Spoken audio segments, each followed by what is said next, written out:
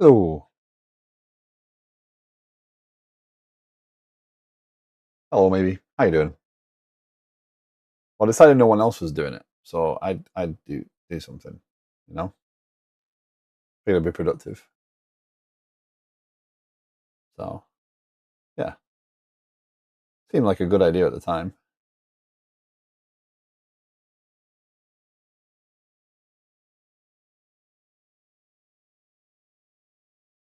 you know? That seems really dark as well today. Well, I'm not messing around with it. Frank, good morning. How are you doing? Yeah, I figured I was doing some stuff, so I thought I'd share some. So and I've just hit a point at which I'm about to change my entire Kafka design, so it's all good.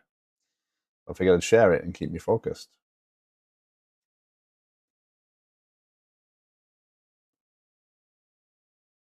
So um, last couple of days, I have been working on introducing GitHub into the system, and I've been starting to get the events and whatnot working. And just to start off a bit,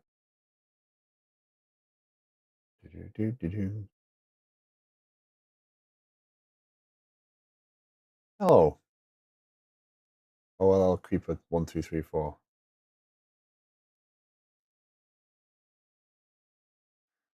How are you doing? So, um, what I was about to start doing is start building in the things for um, understanding when changes have happened in GitHub, right? So I have now got, we'll see in a second, I've got the ability to add a GitHub integration, which then I can start receiving events from.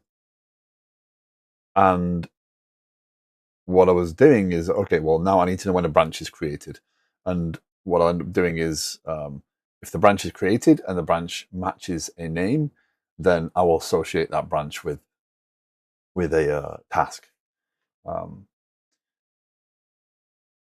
and we'll extend that out later. However, let's see. Come on, Kaizu. Um, I started to realize that I was now moving into this area of my system that I haven't yet been in. So everything up until now is really much delivery of data. There's no real events that are going on. There's no behaviors that I need to react to, etc. So there's been like, here's the current state of this task. Here's the current state of this planning, this initiative. Here's the current status of this deliverable.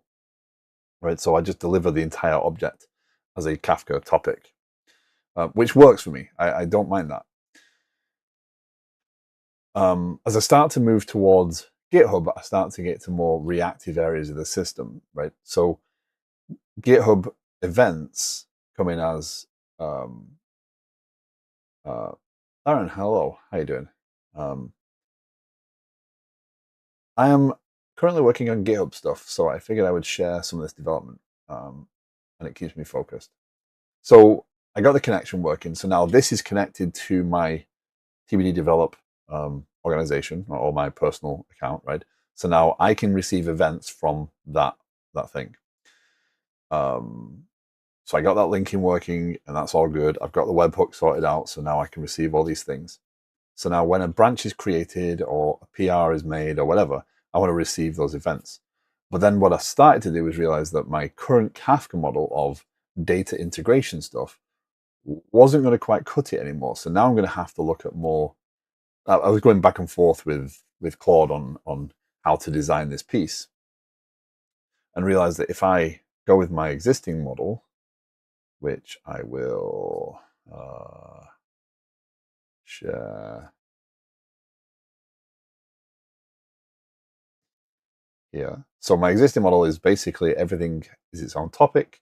It has, here's the things. Even installs and status was a little bit of a stretch because these are kind of events that happen. But either way, we have changes, projects, etc. They're all kind of easily linked to an entity that needs to be published to the wider system and that other parts might care about. This is just because they've expired over time. Tasks will probably have some, yeah. So a task has a payload, and what I've done is I've said, oh, okay, well, if I try to publish a type of message X, it will go to topic Y. And I've got that code all handled in my Kafka extensions library stuff.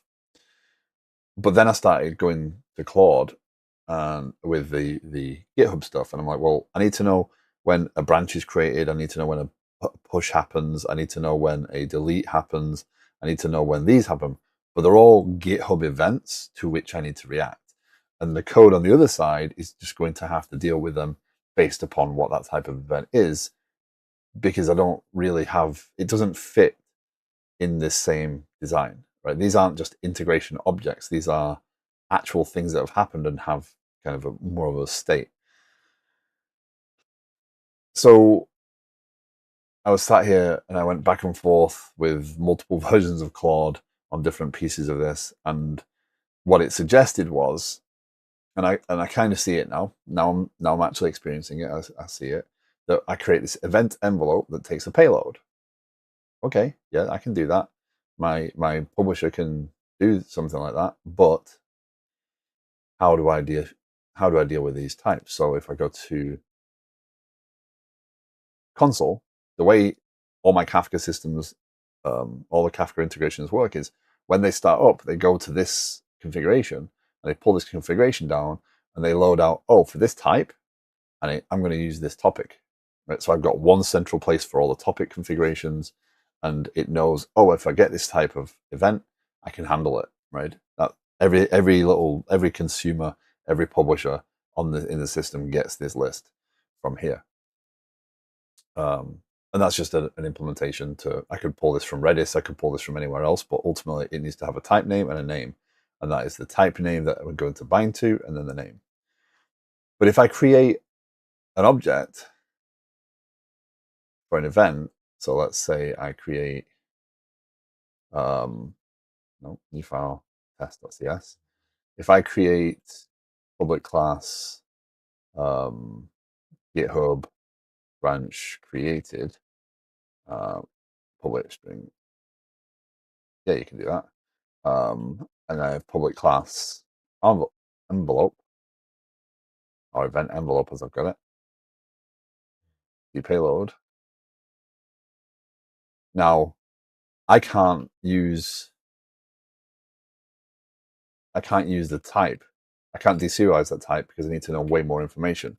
To follow this pattern, this won't work because ideally what I want to say is this would be events.github dot GitHub branch created.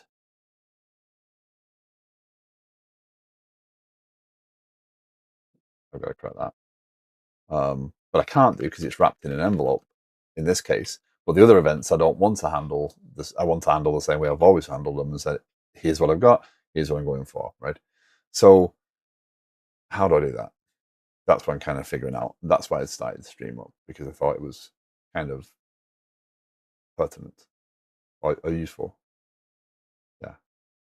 Um,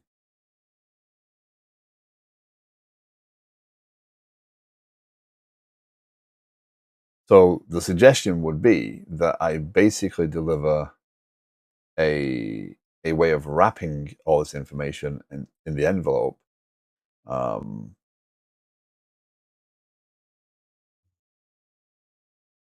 but the problem then becomes, so the suggestion would be that I continue publishing events, but what happens is when I get let me find one that I actually have a message on, right? But the suggestion would be that I use the headers to provide the envelope, and then the payload stays like this, right? So the payload would change. I don't have Kafka schema yet involved, so I don't think that's a big problem. That's going to be another challenge later down the line. But this is an opportunity to learn, and for me to grow a little bit in my usage of Kafka, and potentially give me some more tools to work with down the line. But it's not going to be easy.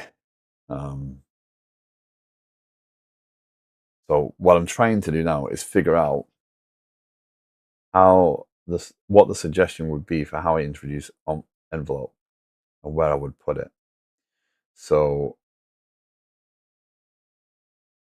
the envelope maps to cleanly to typed headers. All 6 metadata fields are scalars, non-nested, total wire size, etc. So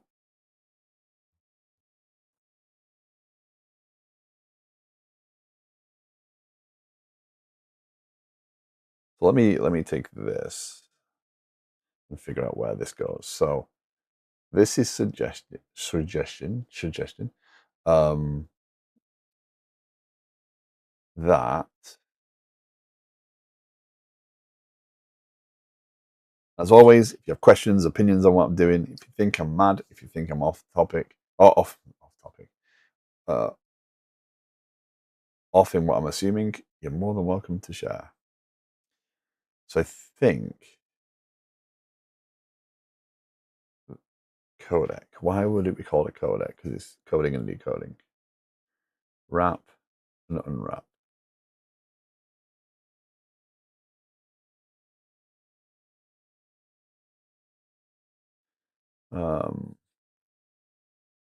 Let me find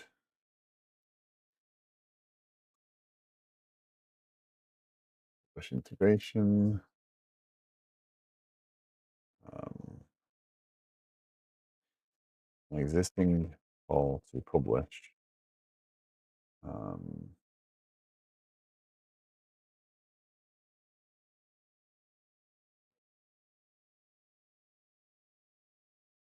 now, my challenge here is I do not want to let Claude get to this code. I don't want Claude to be doing this for me. I want to do it, and I want to understand what I'm doing. I know that Claude could do this a lot faster and it could get it implemented, but I've got a trust issue going on with that right this second. Um, it Without spending a great deal of time trying to get it aware of what my code does and why it does it, and adding all these libraries in and building all the context and the instructions around there. I have no desire to just add it in on something this big. This is a major piece. If I break this, I almost swore then. If I break this, my entire application is just crushed. So I need to get this right. Um,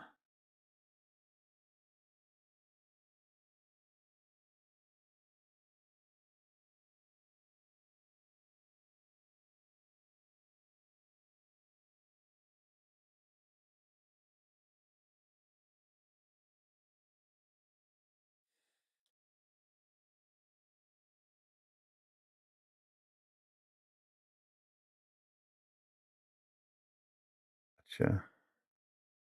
So what it was saying there is my current default event, my default integration event, kind of contains stuff that is what this envelope really represents. So I've already been doing something similar to this. I'm just going to change this design to move that around, but that's going to be painful for me as well. Um,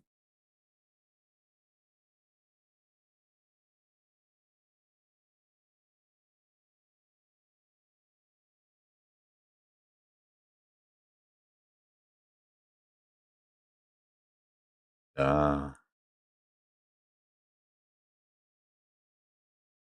so it's suggesting that I basically try and change it so that the API and this doesn't really change that much.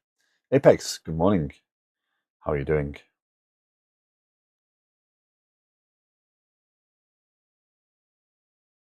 I thought it was early enough to avoid anyone else streaming still. I'm good. I'm good. I'm in my flow, trying to get this Kafka thing up and running.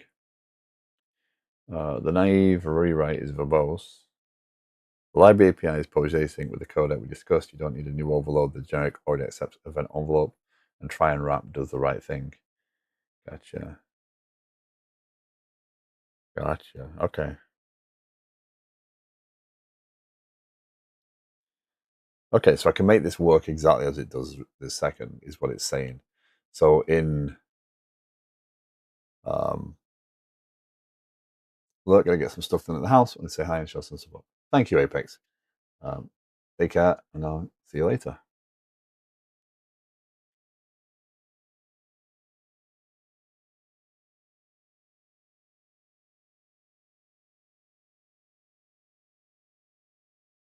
So publish event async.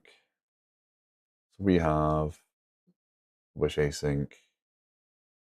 Um, that is on. I really do need to spend some time going through this at some point because my this is publish async right now, and what this is suggesting is um,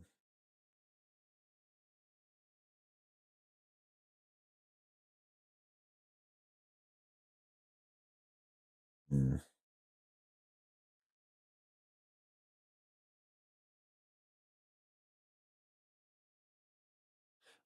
Okay, okay. So what this is suggesting is that instead of having this is annoying. I've called this event publisher. Um, that's going to be a confusing name, but I can't really change that right this second. So what it's suggesting is I create a publish event async, which is a slightly different signature. And that signature knows that whatever we're passing in there is going to be an envelope,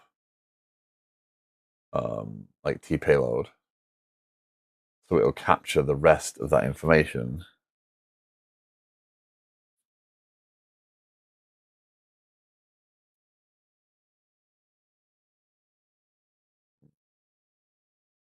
Interesting.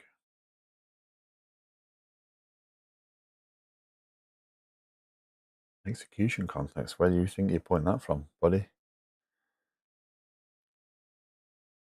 As fun as that would be, I do not have an execution context. Um, but the suggestion definitely lies in. Hi, Mister from Cordova, Argentina. Well, welcome in, Movie Domo. Dom 4. How you doing? Welcome in. So it's suggesting that I have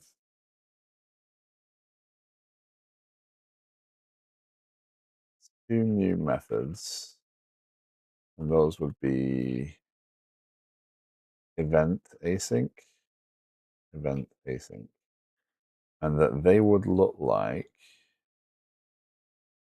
Why would I put? That's fine. The GUID key still, the event name, the payload. So these would be T payload.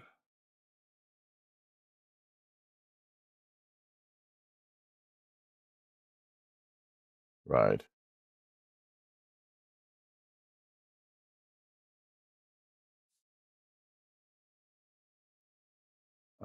So trying to abstract the idea that um,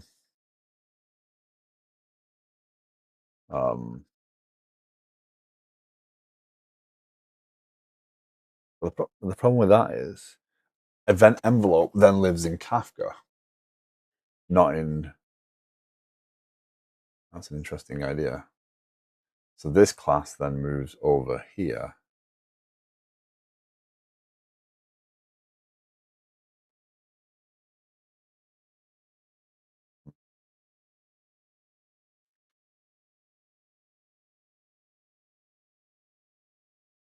Interesting.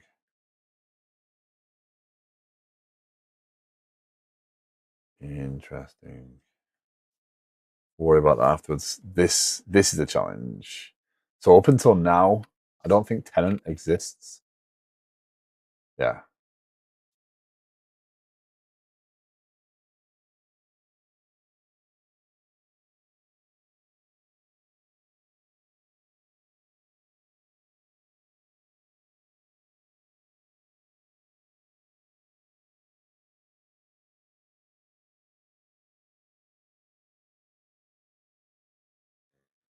That's an opinion. I don't want that opinion to creep through.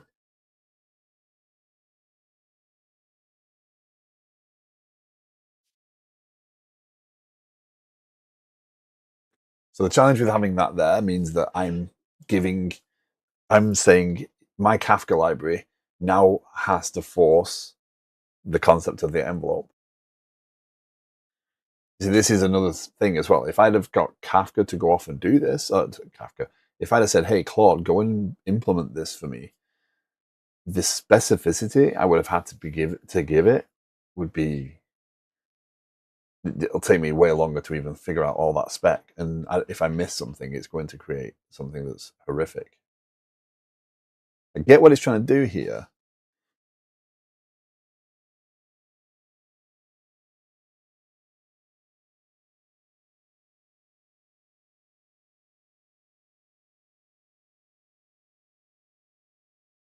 So what does it do? Because what we'd have to do in this is we'd have to say, okay, well, we know that this is a payload. We can still use its type, which works perfectly because it means I can still consume from the same. I can give multiple events the same topic, but then when I consume it out, I check its headers and say, oh, by the way, it's got an envelope, and I can deserialize that. But I'd have to specify that on the receiver as well, that there was an envelope attached to it. If I move that into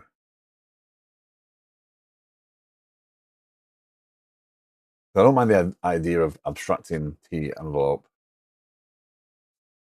right?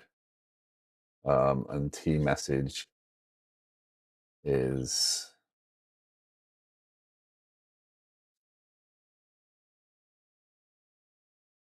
um, is a T. Can I do this?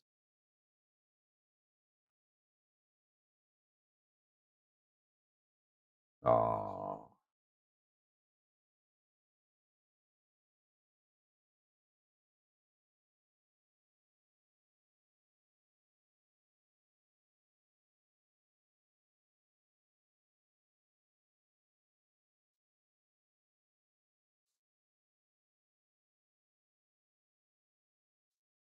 won't let me do that with it. T envelope does not have a type. That'd be awesome if I could do that. Though.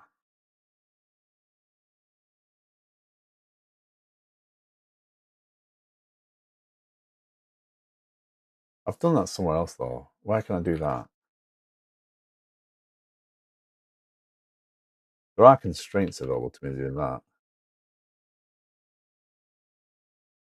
So if I genericize that and I say, okay, well, I'm going to get an event. So the code it's suggesting, and the reason I'm not bringing it up on screen is because it's kind of just I'm not pretending that I'm writing this myself, but at the same time, it's a lot of scrolling for me to do. Keep bringing it back and forth, but it builds out a dictionary of the properties. So as long as I know on the one side what the event type was, on the other side I could actually store in the headers the type of the envelope and deserialize it. So then I build that into my Kafka thing that you can wrap it in another object, but then know how to serialize, deserialize there. So what you'll get is an envelope message, and you'd specify that when you configured the receiver, I suppose.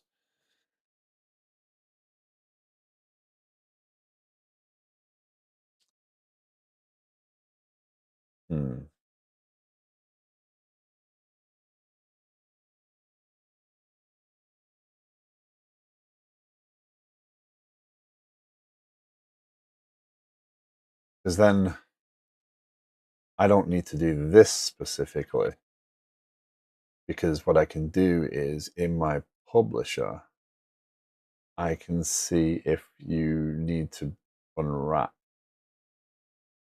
So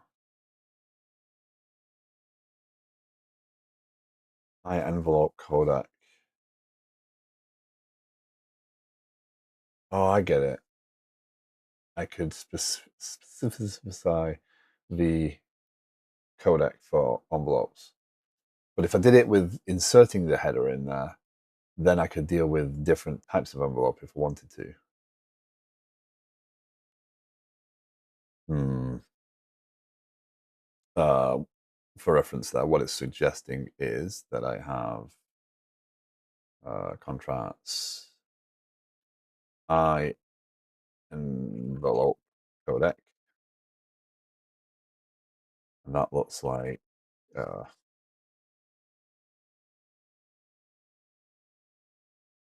again, if you have any questions, you're more than welcome to ask. Unwrap.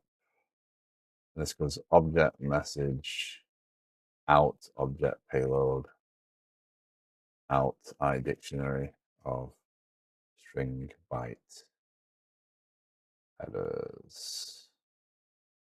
And the other method would be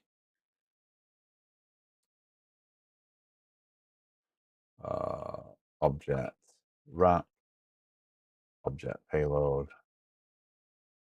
read-only dictionary, string byte headers.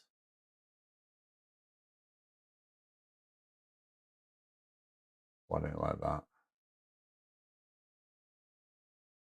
Oh, read-only dictionary, not read-only collection. So again, the concept there would be that would get you the type of the event envelope and then create the object and then wrap it up in your envelope again for you. But I think we could change the receiver to say, okay, well, it's unwrapped it for you. Here's the headers.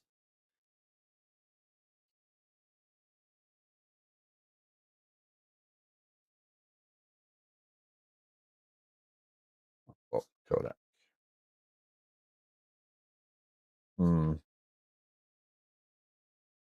Because then what that's saying is, okay, we can say,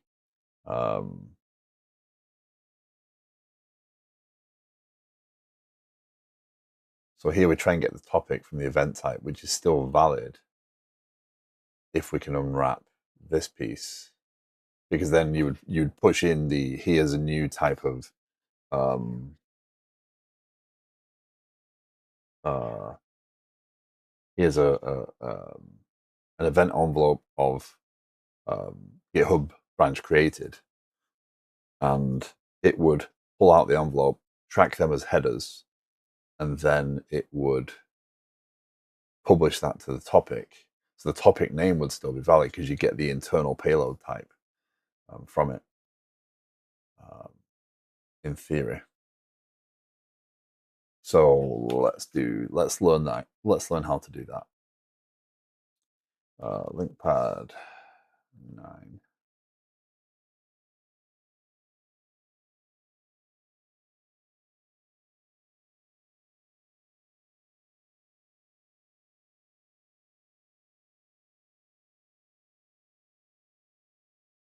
Okay. Restart now. So what I want to do is just get my head around. It's been a while since I've done any generics and something, so I want to get some understanding of the limitations of this. When you start messing around with generics and you start messing around with getting types, etc., if you start passing object around, you lose the type specificity, so you can't go and get the type properly, and you'll just get object back every time. So I'm trying to make sure that I don't end up with a problem there. I use LinkPad for very much for um, Scratchpad stuff because it is a full featured um, tool. So let's do public class.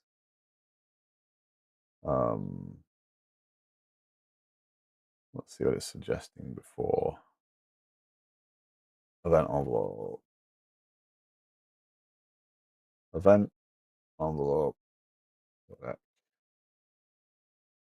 And it's saying public pool, try unwrap. And this is going to be object message out object payload out dictionary string byte.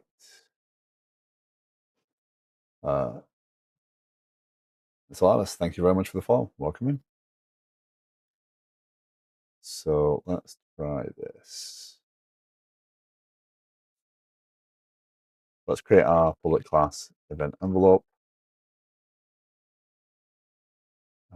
That's going to be T payload. And that's going to be public string name, public date time, last updated or something like that. Just some headers, public T payload, right? And public class sample payload, string.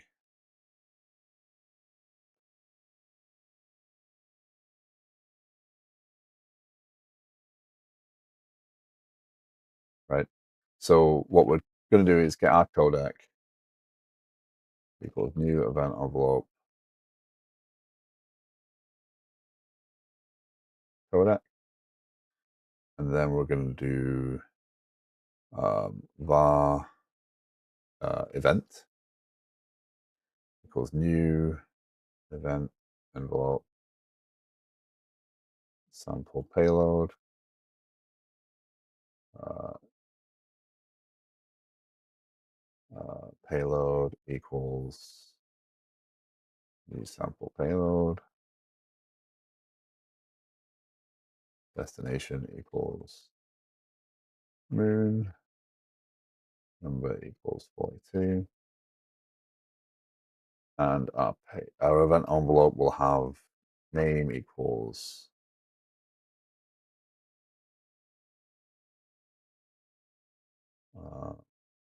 last updated equals date time dot etc now dot add days -1.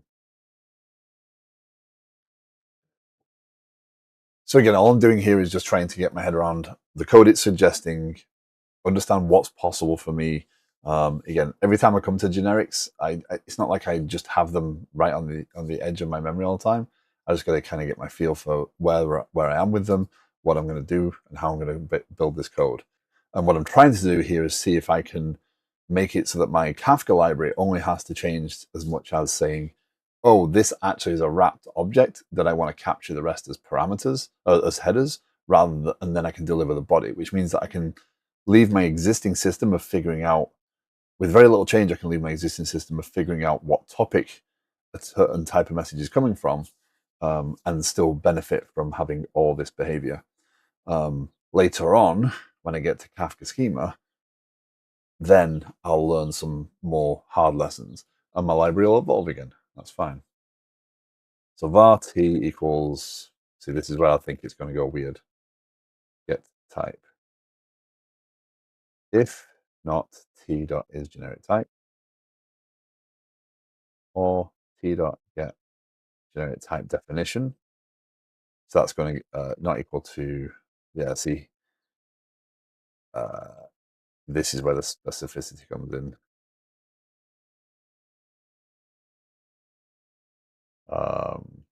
Payload equals null, headers equals null, return false, right? So we're going to do if codec dot try unwrap event out object payload out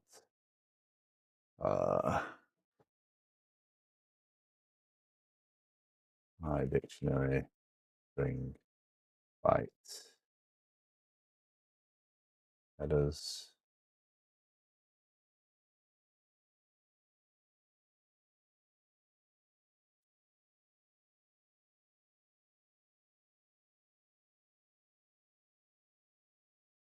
I think that's going to say success. Nope. The out parameter must be assigned to before control leaves the current method. Oh yeah.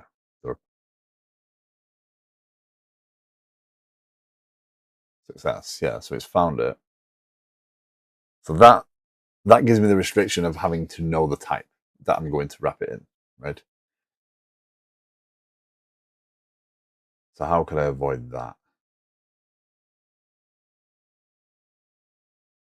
Well, I don't need to. I can abstract this still. This still can live in my side of the code. If I build the event envelope, I can build the encoder, the codec for it at the same time. Okay, so that's okay. That's believable.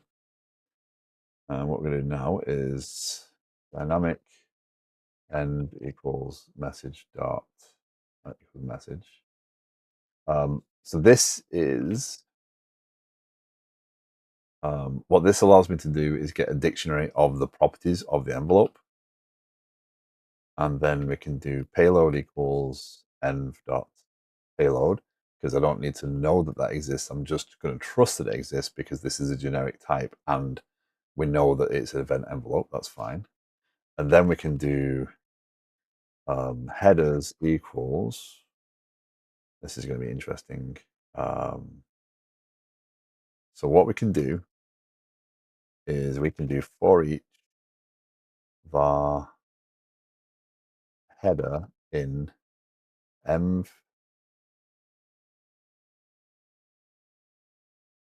as I dictionary string.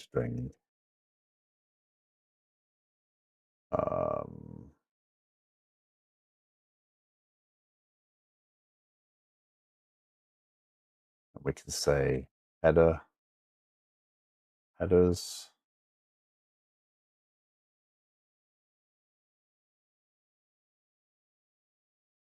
equals new dictionary string byte. And then we'll say, what I'm trying to do is I could hard code these, but I don't want to hard code these.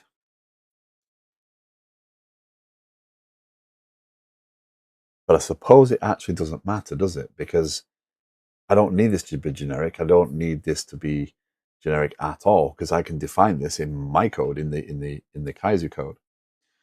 I only need this defined as an interface at this level,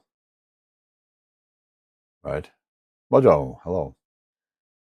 As an interface at this level, I just need to know, can I get what I need and forward it? I don't need to care about anything else.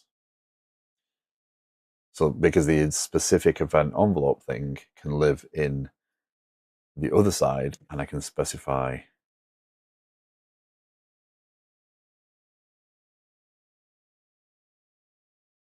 well, hold on. How would I handle?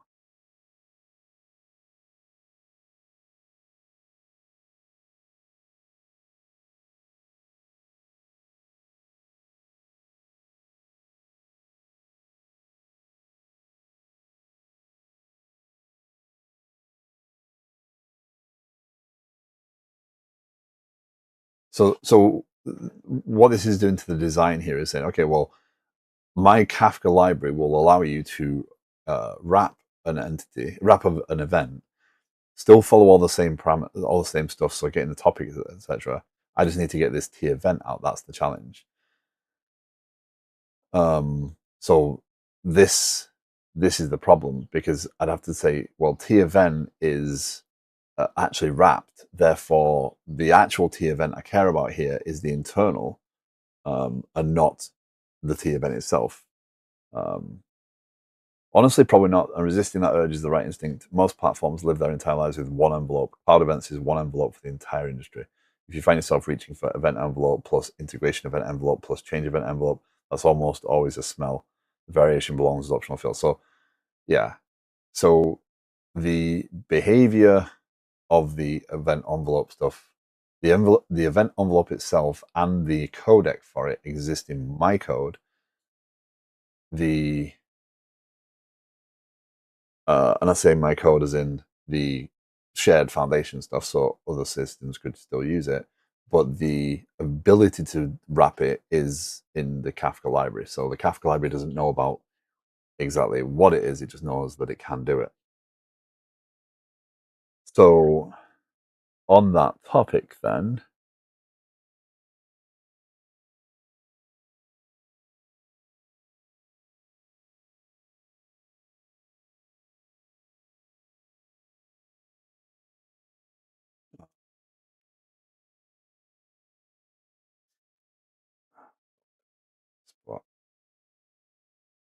can have this.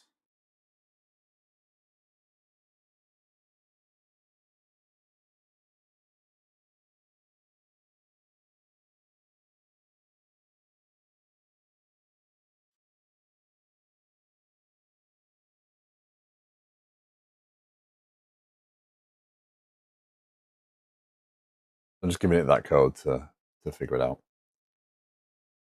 Philosopher Zero. Hello, how you doing?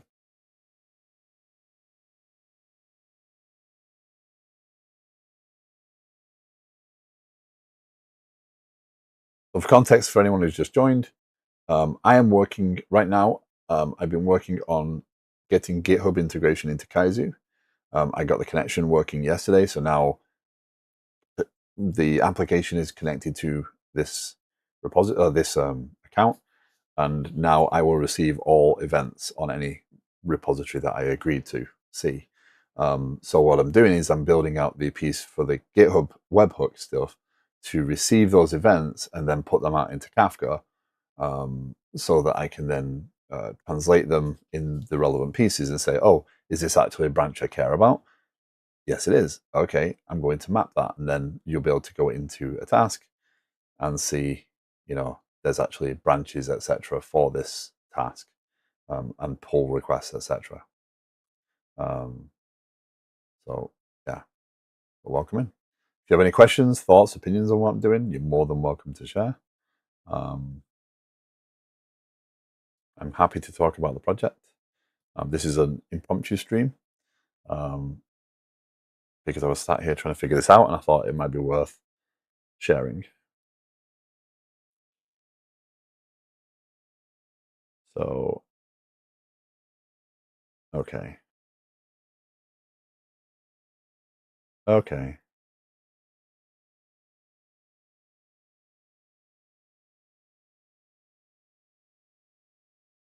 Fair enough.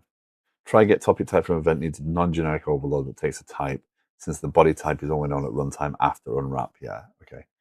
Have you considered adding a button to get a summarized initiative with the initiative plus deliverables plus discussions, so for any project task can be given to contractors or even AI? I feel like it could be useful, but I don't know.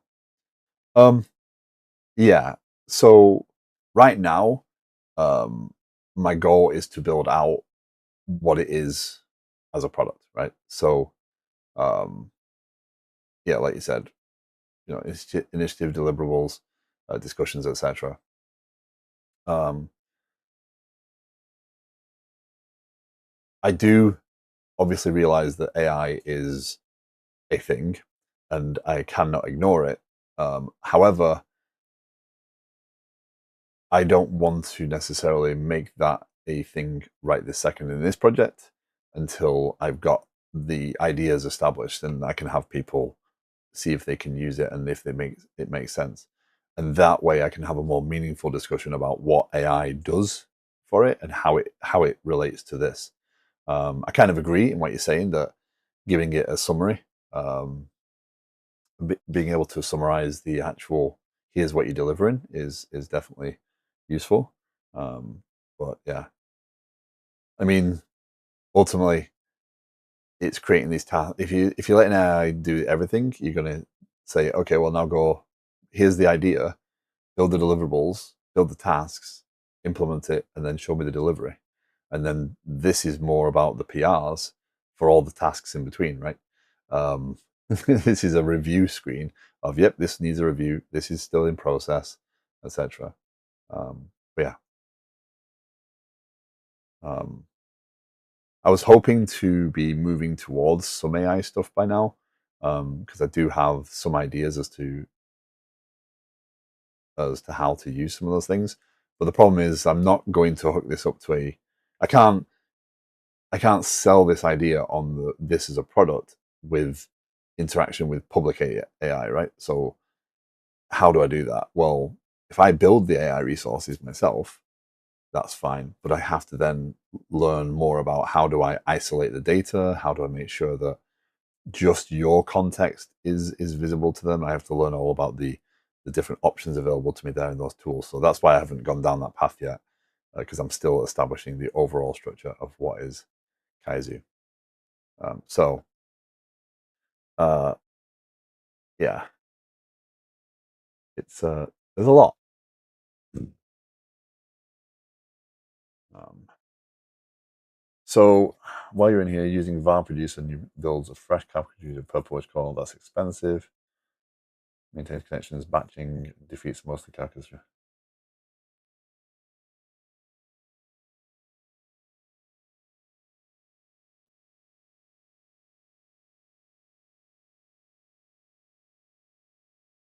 Hmm, is a good point.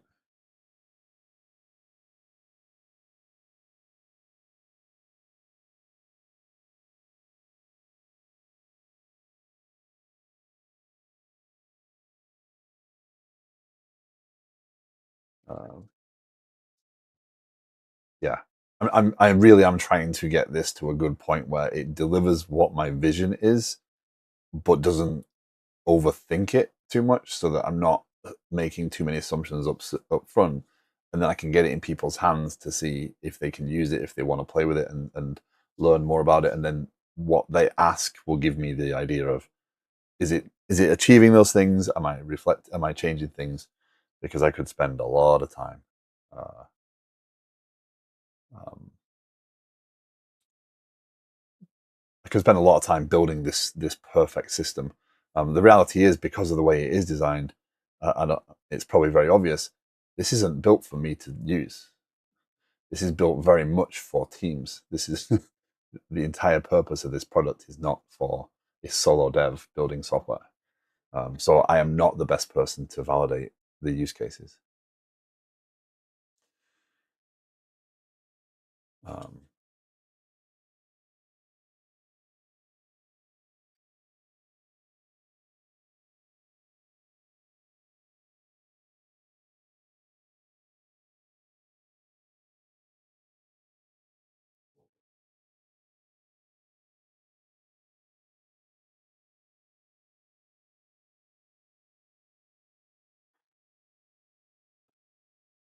so my review of that code then gave me something more to think about, which is just I'm just trying to learn here. So um, I think you misunderstood what I meant. Just a button to copy the initiative. So just a copy button. But what people do with that isn't your problem yet. I don't know if they want to feed it to AI on the personal side for now, or give it someone that helps them. But yes, keeping it at base. Gotcha. Okay. Yeah. Yeah. Um, I don't know. I guess we'll see where that takes us. That could be a lot of information. Um, my example stuff so far is very much um, um, light on detail. It's intended to get more detail because I'm not dogfooding it in the way I was previously. At this point, I need to get a version deployed.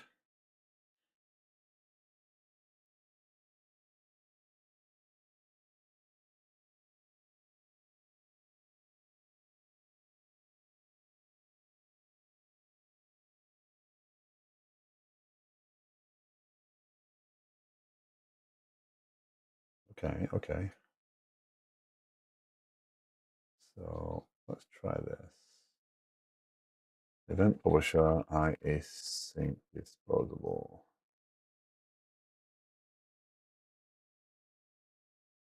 And then we do, so thank you.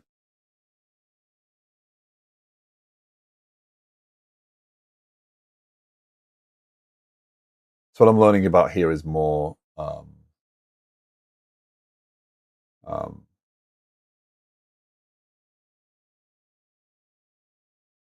sorry, I can't motivate myself to code. Well, I got to this point yesterday, and it kind of has driven me on. Right, seeing that was like, yes, I've got pieces there. I'm so close to seeing a branch, and now I've gone on a side quest. Um, Also, how close are you to deploying? Um, I would hope by the summer I've got a version deployed. I um, need to figure out what that looks like. This is quite a large system at this point to figure out, but I have had it running on a machine in my house before. I might try and do it that way again. Get the yeah. Um, um,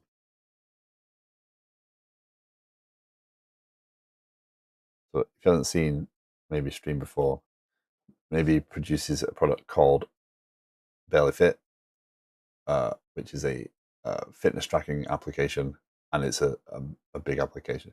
You do stream, just not streaming regularly right this second. You'll be back. You're on your hot dog greatness.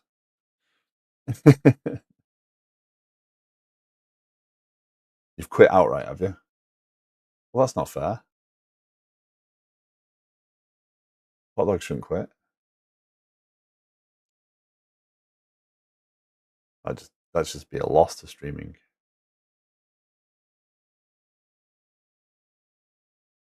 No, you're streaming. I'm streaming one day because I've got a few hours. Saturdays are not my normal stream day. If you want to stream, just let me know. You bring that stream up, I'll be gone. No one else was streaming. Figured it was safe.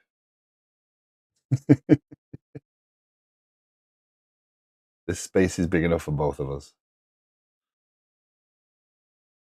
I don't think it's quite getting what I'm trying to do here. How does this?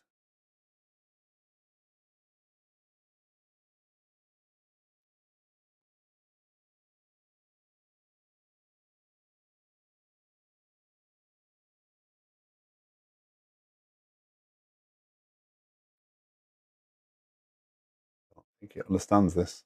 So what it's suggesting I do is I take this out, I make this a field, to say private read only iProducer GUID byte, and then I create a constructor. So you've made me get away with my primary constructor.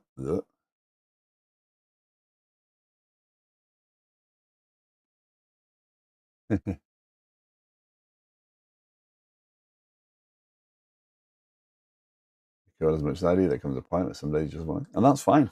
Play games. I think forcing yourself to code is a mistake. So this is producer equals new producer builder. This is saying that is a byte, and this stuff now has to come in through here. That's fine.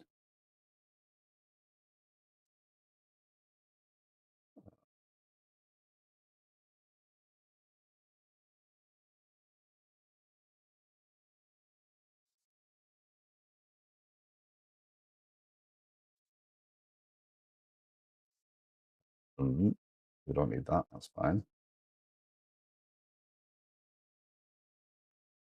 Yeah.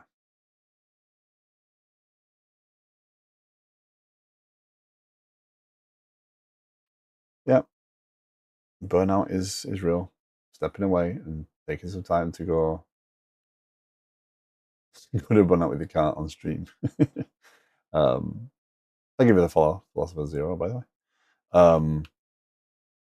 Set value serializer. So this removes the set value serializer. And then we have private Kafka configuration. I think my patio, someone made an attempt at building a foundation for it. An attempt. Uh-oh.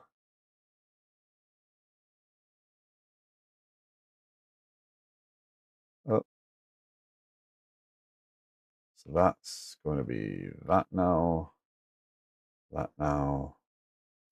That's going to be that. It says remove flush. Okay. There we go. That's what I was worried about.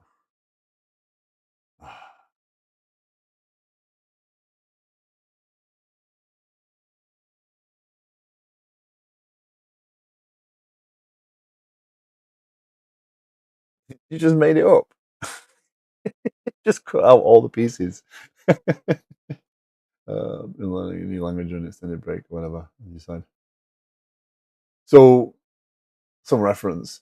I think um, yeah, maybe he's been a developer for a long time, so fully understands burnout. He's not someone who's new to development that hasn't been around the block a few times. So definitely understands what burnout is, and definitely understands um, these cycles. So,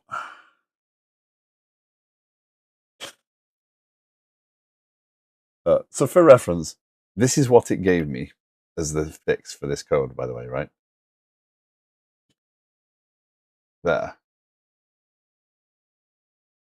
it just made this variable up and completely neglected, because what my current code looks like is that where I've got this new message, and that's not a byte array. So it completely neglected the fact that somehow I need to get from what I have to a byte array.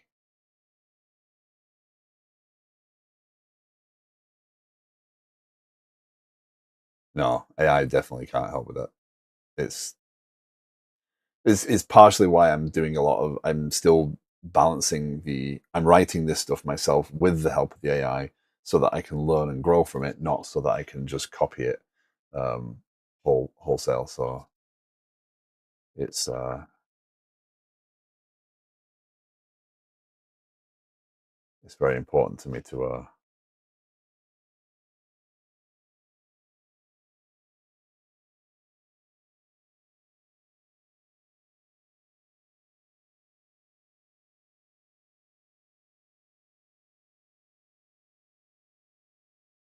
do this. Um, okay, so we just need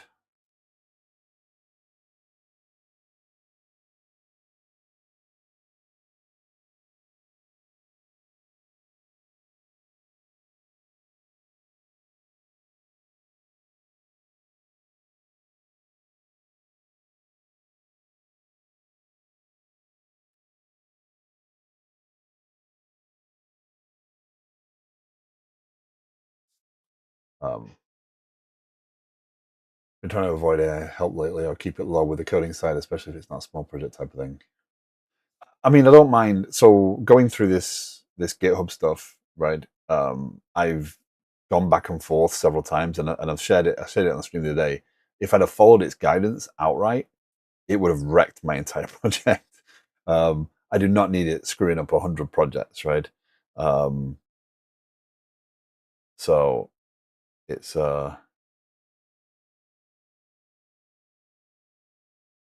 if I'd have let it go at it, then yeah. So, but it helped me get my ideas in order. It helped me understand my plan. It sent me in the right direction. I was able to correct it in certain things and guide it, and it gets a better idea of what my code does. Um, I haven't enabled Claude fully in this project. Um, it does have some context of it, which is okay. So I can have some conversations on the front end, and it understands what the back end does, so it doesn't make everything up. But it's kind of helping me stay productive, but feel like I'm still building some software. Um, yeah. Well, it becomes another person to. Uh,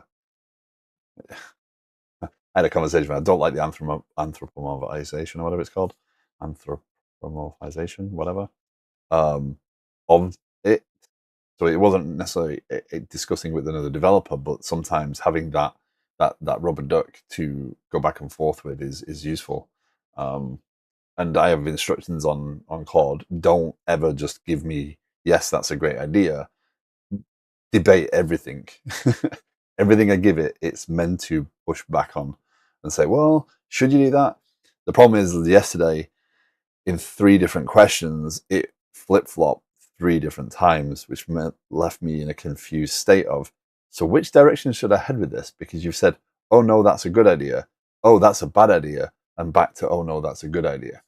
So you've got to get it on. Like I could have taken any piece of advice out of that. So having that experience and the knowledge to understand what I'm actually doing is still very vital to me. Okay, so the bit doing the actual byte conversion is okay. Okay, so in this case, what I need is infrastructure.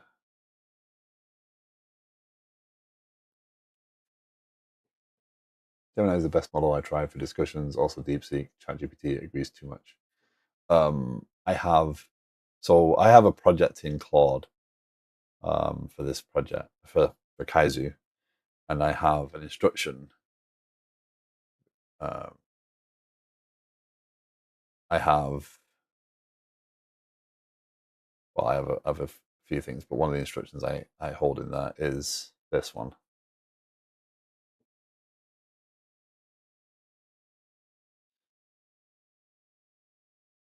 And that's made me some progress on things.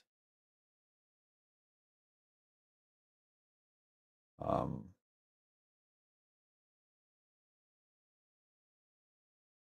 so it says that's a bad idea outright on most things.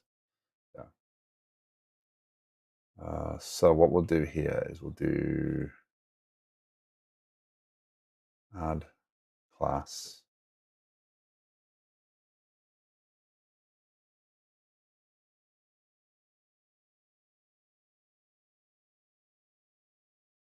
Yeah. Um,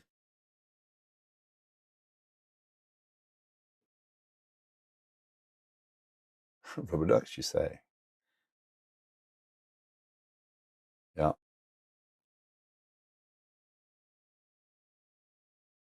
I mean, if you sit in a room talking to a yellow plastic object and having meaningful conversations, that's a bit. That's a yeah.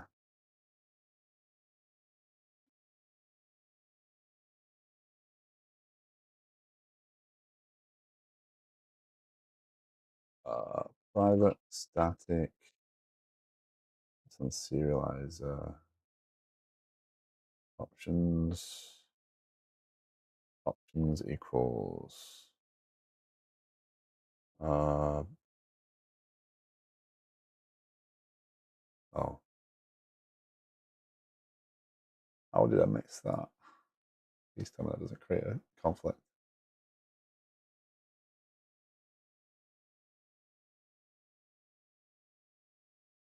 Oh, okay. It's a step. Okay. New branch feature include envelope. Why have you talked to thousands of them racing? Oh, I'll give it a go and see how productive I am. So what that's saying is null serializer. Oh, that's for the delete. That's the problem. Oh, it's just removed that, hasn't it? Event serializer.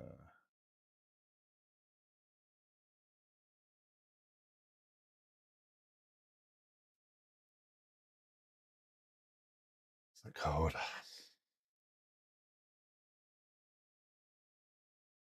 The null serializer is for the delete. So the publish delete, that's correct. It should only publish a delete. This should publish an actual value, and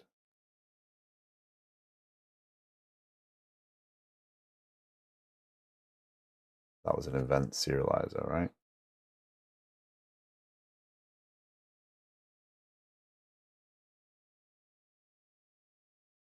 Event serializer, not event deserializer. I put them in totally. Oh, there you go, serializers.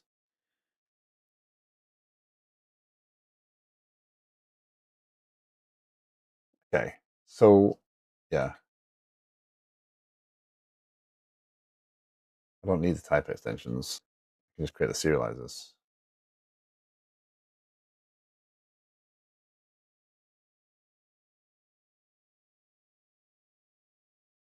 I can just become. This can just become new event, null serializer,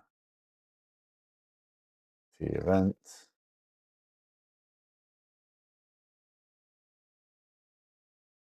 dot serialize. It doesn't like that though.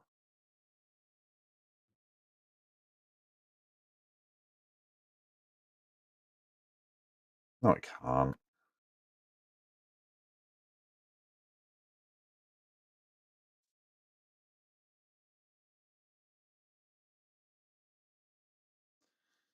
the extensions were the right way to do this.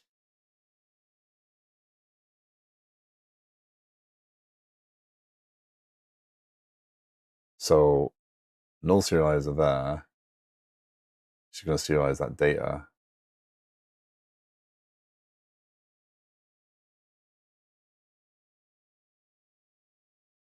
Message.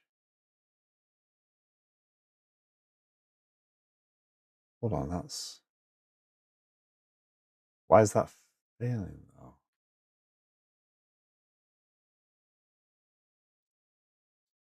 That's failing because that's not GUID, not byte array. Oh, it's not. That's not byte array. Use your brains, mate. This is all it needs serializing, so that's fine. Event serializer. Take that. Go into here. I don't need a specific serializer. Is the point? This becomes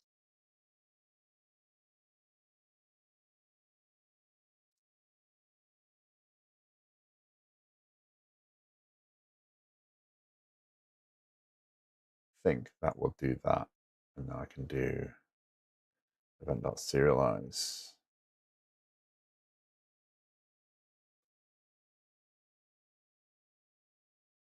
Serialization context. Have to be there. No, okay. What do I like there? Oh, or events. Oh, can it convert source type?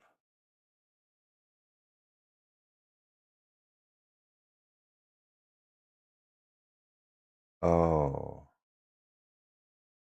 no, that should be. Can I convert source type byte to target type T event? That's not. It knows it's T event. This is the part here, and it's a class. What am I missing? That won't change that behavior. To target type T event, but that's not. That's not a byte. Oh, again, look at the right generic. So this is redundant now.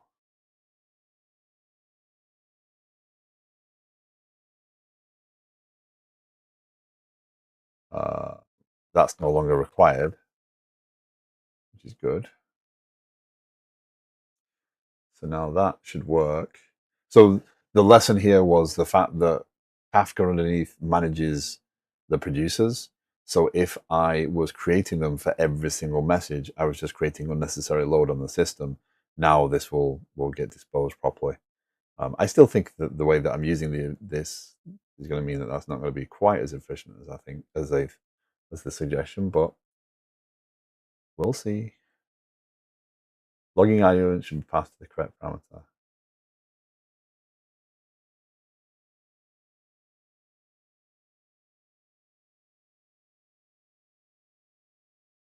Let's not mess around with that right a second. So, so this was in the service of getting that to be a little cleaner, right? That wasn't in the service of actually doing anything here. So now I can go back to what I started to do, which was decide the unwrap thing, because now uh, that's out of the way.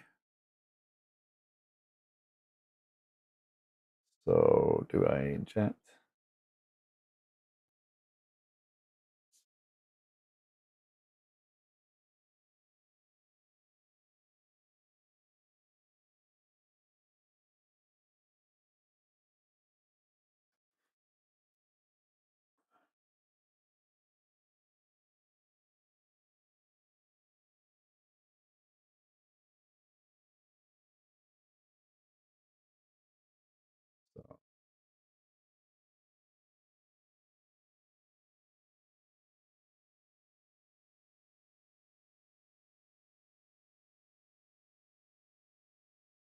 ultimately, what's going to happen is somewhere here we're going to try and take the envelope encoder and try and unwrap what's coming in, because T event in this case is going to be the enveloped event.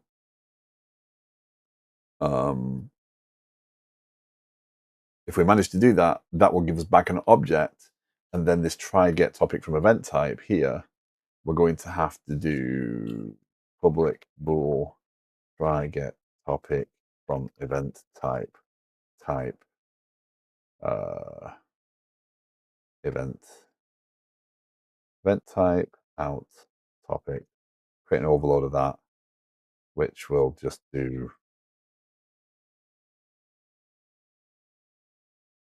I'm not messing around with reflection there to do that. That will do.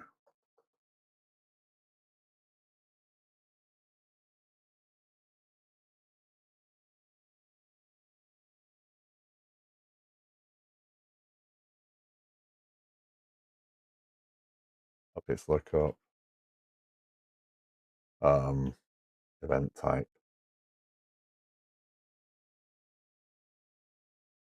out, string topic. Yeah, so that's just the alternative version there. Um,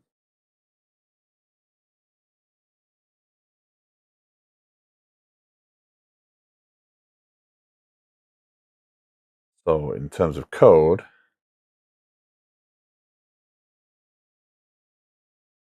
ugh, I really don't like the way that that it designs the code.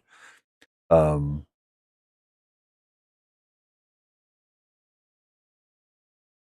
right. So now we don't want to remove that. Oh, we don't.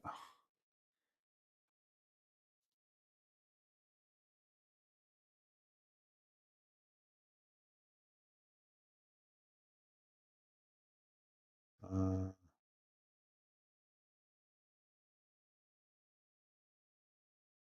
sorry, just checking on something.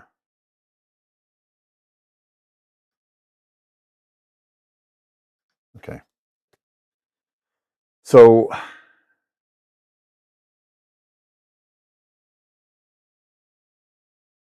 Jim, hello. How you doing? Delta, hello. Welcome in.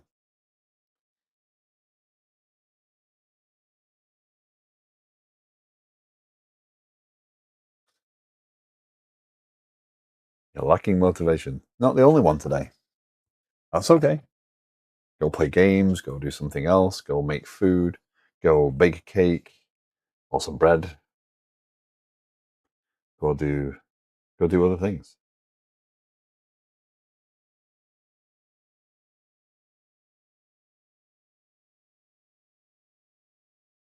Okay.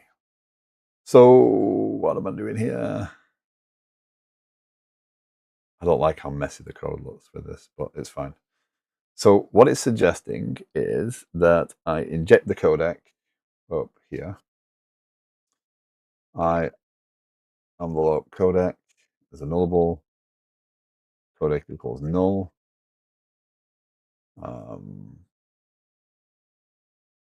Private read only. I envelope codec.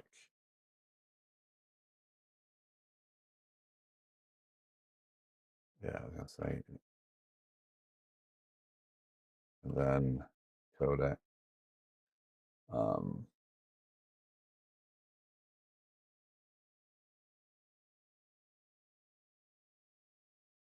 why do people use the question mark? It's already null type, because I can't without the question mark. It will make it have to be not null in modern.NET. That tells it can be null. That says it can't be null. Just that it flipped it.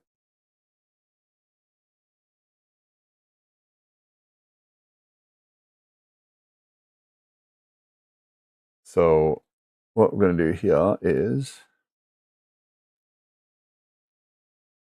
if codec is not null and codec.try unwrap event from an outvar payload, outvar headers.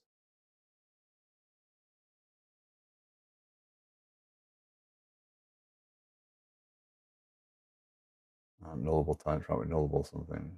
No, nullable is a thing. A generic nullable is a thing. I don't know if it does it underneath, but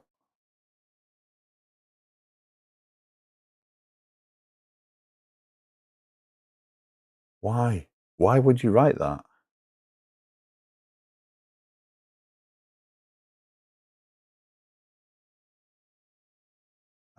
It's not null, and oh, I get why it's doing it, but it's still. So what it's doing is object body, body. I was going between payload and body at the same time there. Body equals payload.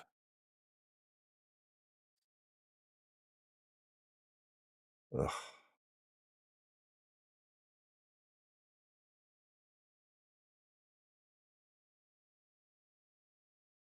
I'm right. I don't like the way that reads at all. That is not. Um,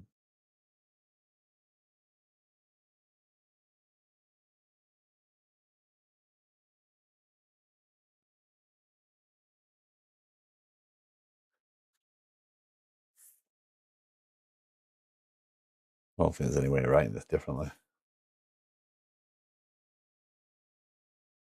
I looked through pull request reviews for Cloud Code, pretty underwhelmed. Underwhelmed in what respect?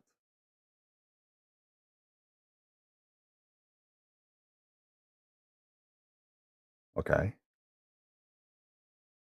Why is that? Why is that bad? What do you expect there?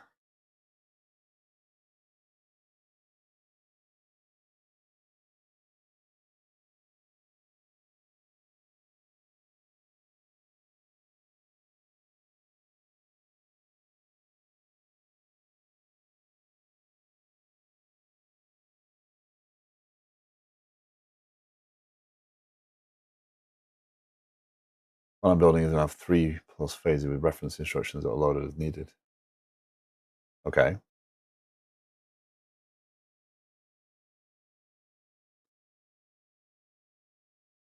How do you validate that yours is any better than the single markdown file?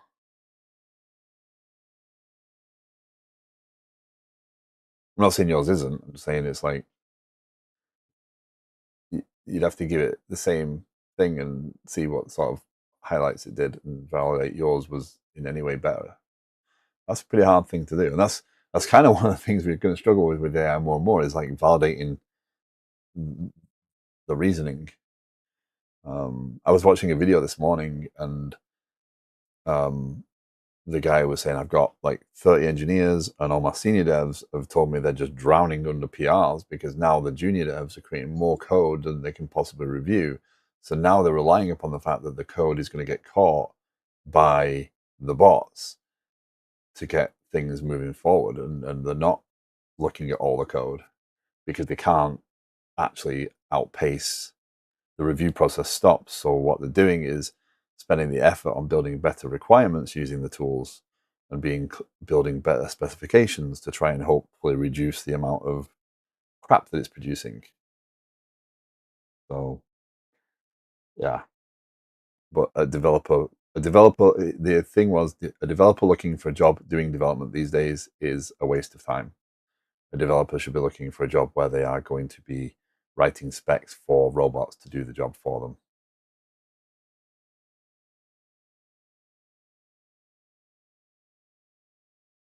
So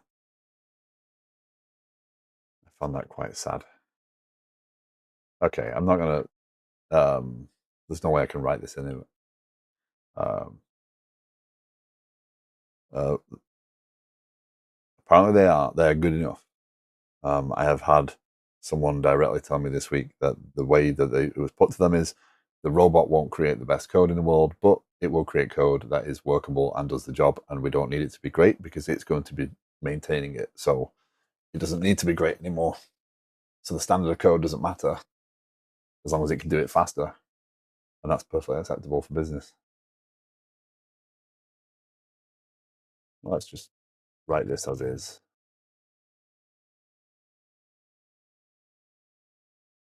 Um,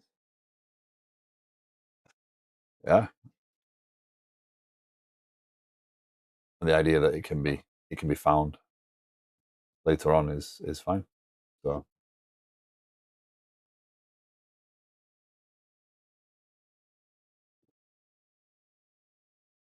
I know it should default to null. If codec is not null and codec dot try unwrap event out var payload out var headers. So it managed to do it. Then we have payload and headers equals headers. Else body equals event. And then we'd say here, we get rid of that one. We say body.getType. My concern with this earlier on, by the way, when I was writing this in here, is that this is not going to um, work with object types. Passing generics around often creates, um, yeah, different challenges. Until there are security exploits that come along with it, yeah, at least. Makes sure that it doesn't produce working code a lot of times or scalable or performant enough, especially for games. Yeah, it produces a lot of stuff that we're going to spend time filtering through. And I think games are going to be. I definitely think there's a world in which we are looking for people who can still write code and that we can build applications, for people still. But I think the big organizations are going to go to pretty much AI and everything. Ramadan Geek, good afternoon. Welcome in. I still think the code quality is too low, even if I build out skills that make it better. It doesn't guarantee better. That's the problem. That same instruction file could create one code base today and completely different code base tomorrow, right? You can try that. You can give it all the instructions you want, but it's not going to produce the same code base unless you tune it and refine it and spend hours and hours and hours trying to tweak all those things. You're not going to be able to recreate that code base the same way twice because of the way it was. Yeah, yeah. It's I've got used to using Claude more. I use it on the front end for this, right? All this is front end is developed using Claude these days. I've got the design should look like this. Look at this for color reference. Here's how you should do this. Create the standards of what is a communication with the backend. How do we store data? All those things have been defined. Yeah. Um, I don't think code is a valuable area of AI. The world just sees developers as an expense. Yeah, we are an expense. Yeah. Why do we focus on writing high language code then instead of just let AI write low level code and have less performance overhead from abstraction?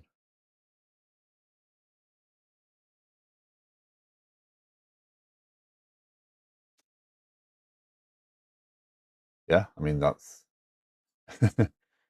just let the AI write the lower level code in the first place.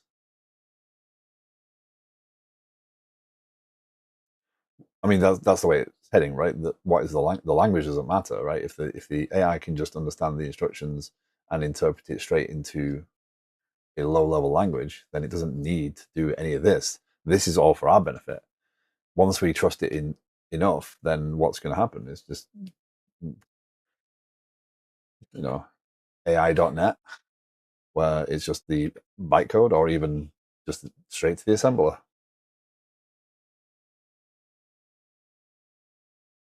Deflux. Oh,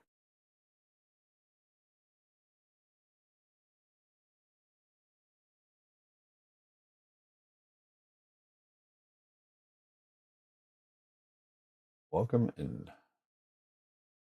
So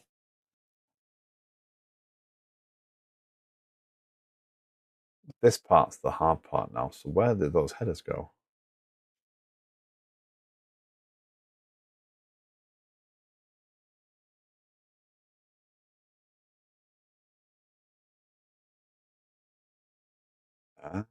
There we go. Okay.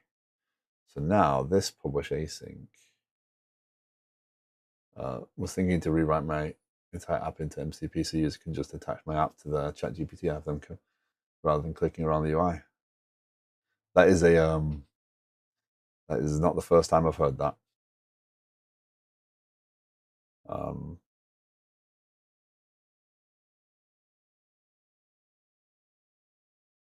but module to that point, you can take the output from those tools, right, and feed that back into train on and say this is this is this, and then it starts to identify those patterns and then make it low level, and then it's faster because it can optimize those pieces.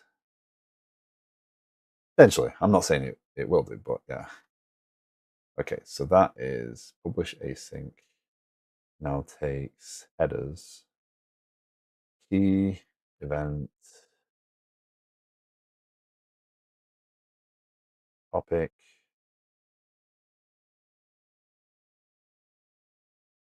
my dictionary, string byte, headers.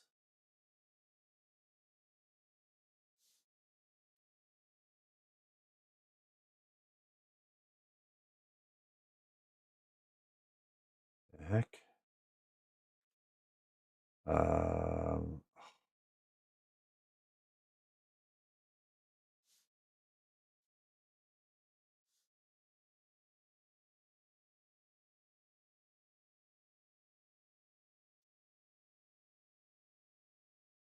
if headers is count 0,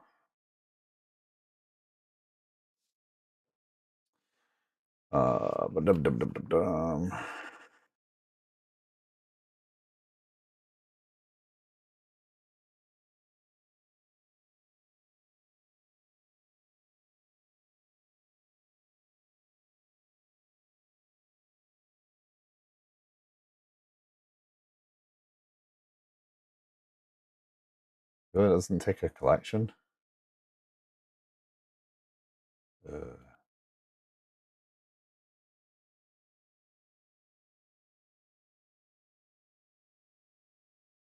Why don't you like that? Oh, because I've already got key. Name.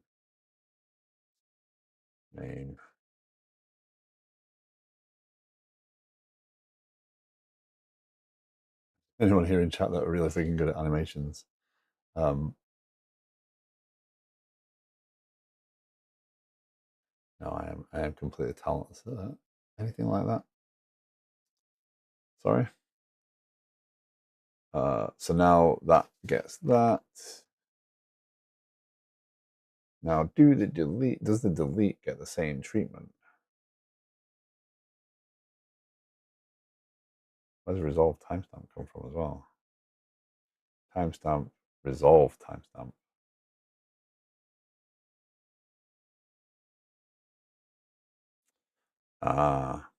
We're going to copy that piece. I'm not messing around with this. So what that looks like is if the headers haven't occurred at, then we'll return that timestamp. Otherwise, if the body is I event E, then we'll return the timestamp of the occurred on. Or we'll return right now, which is probably, yeah, so, okay, so that's resolve timestamp event headers. That makes sense.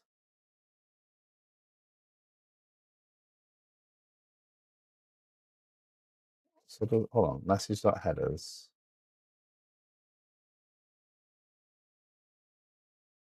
Oh no. Why can't you just say, why can't you just do that then?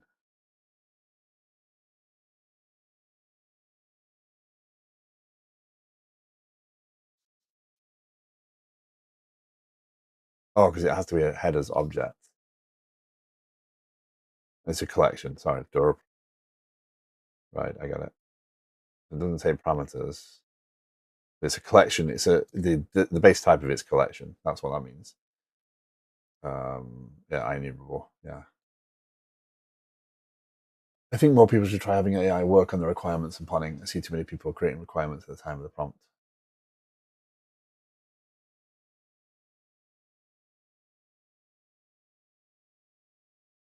Right. Okay. I get you.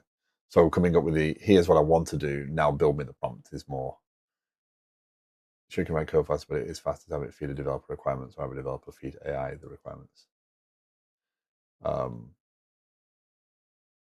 that's kind of what this guy was saying in the video I watched earlier on. Is basically like developers have become requirement generators. So they talk to the people who want things. They translate it into the actual building out the requirements of more specificity, and then those get fed in to create the prompts, etc. So you just trust that what it generates is accurate based upon the sheer amount of requirements you're feeding in. Um, I personally don't want to head that direction. I have no desire. Uh, Headers. How did I flip that then? Yes, I did. Right, but that's where I think they're wrong.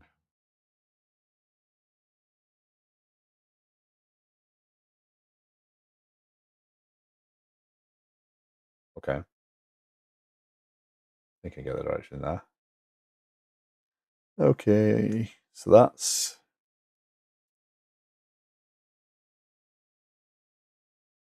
method overload should be adjacent.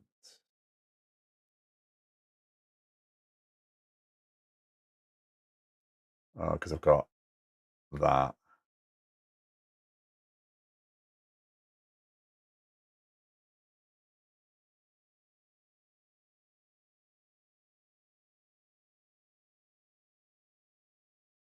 Oh, because this one is not the same. Uh, that doesn't make sense. This publish async is not the same as the other publish async. That's the problem. Oh, why did I just change? My current workflow is that I built the API in data, then I tell it to write code around that, mostly because the rest of the code requires that API and or data. We say coding isn't the hard part, but we're all using it for that part.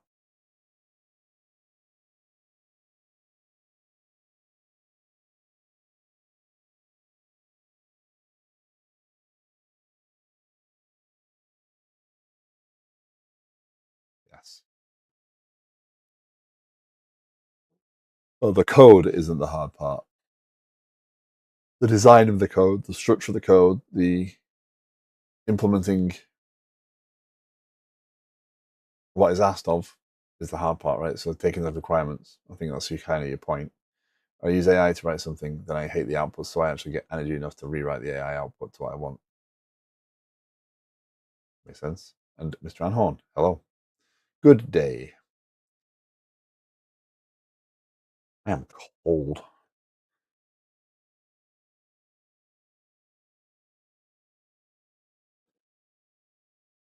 The problem with all this is that it's going to take me ages to get this tested.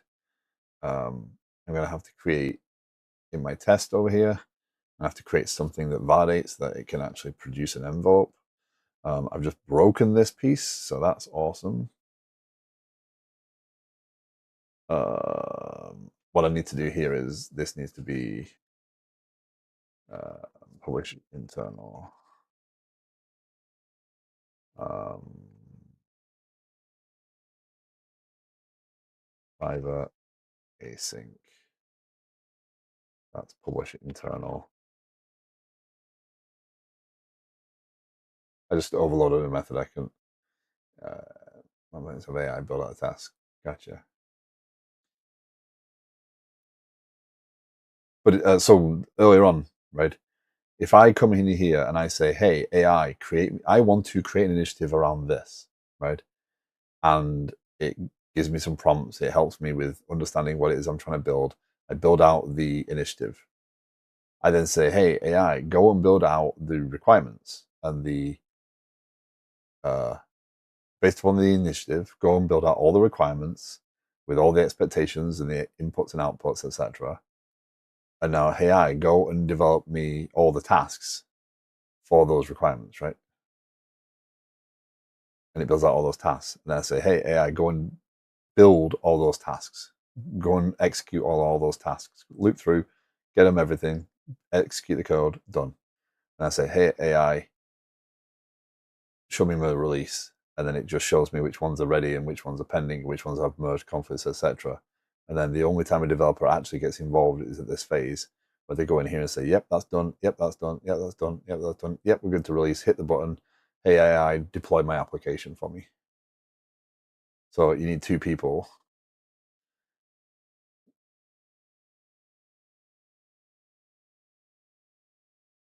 Right?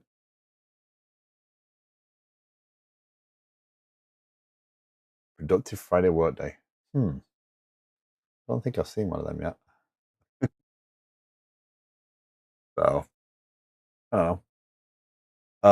So what I need to do now is implement the version of this uh, that has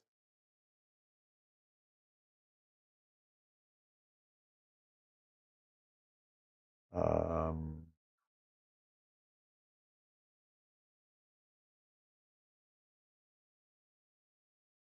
this is all the same code. I don't know if you but we didn't get any bugs the whole day. Okay, that's that's not bad. Definitely not bad. So this was the original. What was that? I think you've experienced it enough to know it's not great at the long term side of it. You almost have an issue where it would have deleted a lot of your code. Yes, yeah. But I think my point though, I'm, I don't think I really have a full point there. But what I'm saying is like when it just kind of seems to work, then you don't care about that, right? In this case, it would have majorly changed several of these projects around and deleted several of them based upon its understanding of what GitHub integration looked like. It didn't even get the GitHub API correct on several things, but it would have deleted and changed a lot of this just by virtue of being told, hey, I want to introduce GitHub into my application. Um, and understanding what GitHub means is yeah, yeah, yeah. Well, if a developer did that on their own without actually understanding what they were doing, then yeah, that's that's a bigger failing of the organization of everyone around them. So that's a different problem entirely. What does this need to do? This needs to do uh, that goes and figures it out. So actually, this one is this one, and this one is oh no, crap. Actually, all this lives here.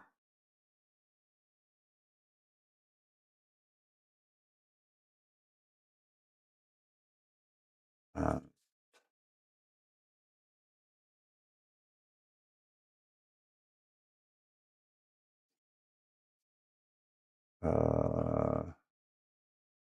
no, no.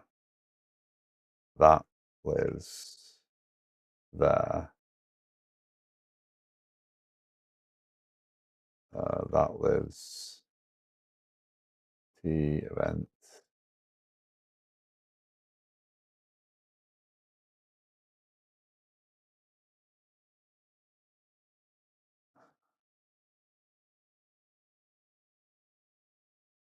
And then we do await that version still. So we actually putting it back to publish async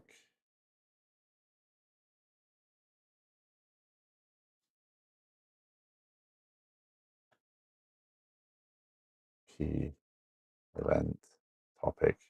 I put it at the wrong level. That's the mistake I made.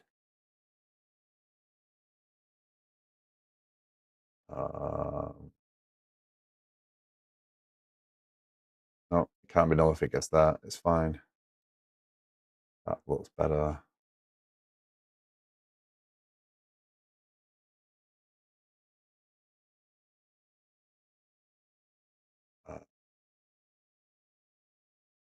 That'll be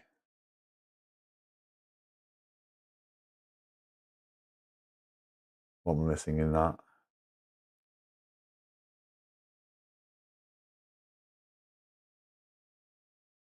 Oh, you son of a. That needs to be body. Oh, that needs to be body.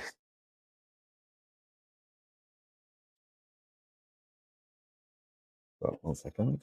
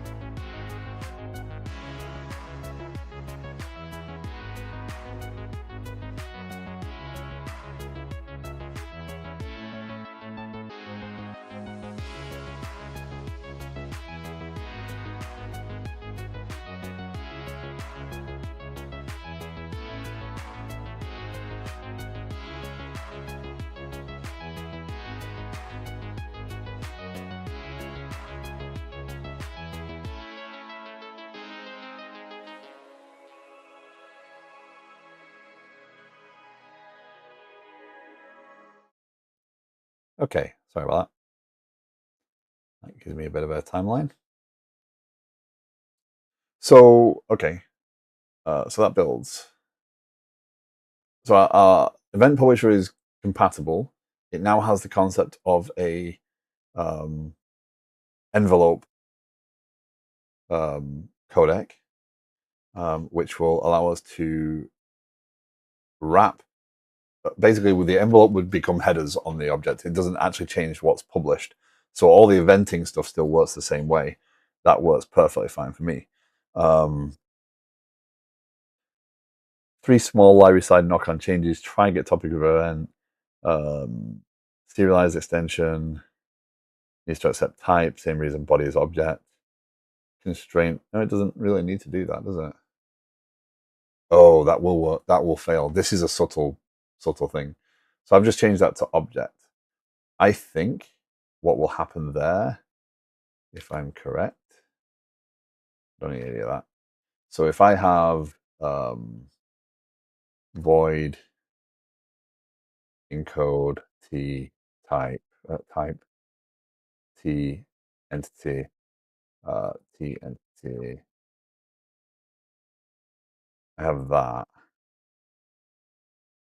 and that says actually let's take that serialize. Let's take that. I think this is going to be subtle but annoying. Let's go here and let's include that. And then if we do console.writeLine, actually entity.serialize dot dump, and then we do void encode object entity.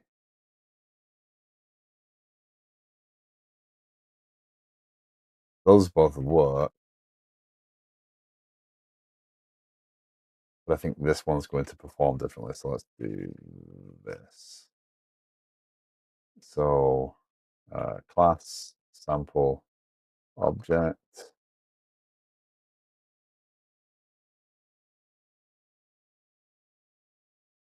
I'm hoping this just works. I'm really hoping it does. And then we do encode, new sample object, um, value equals 42, name equals Bob. Gonna stick with the classics. Yeah, that became a byte array still. That looks uh, that's what that looks like. 1, 2, 3. But now we do that one.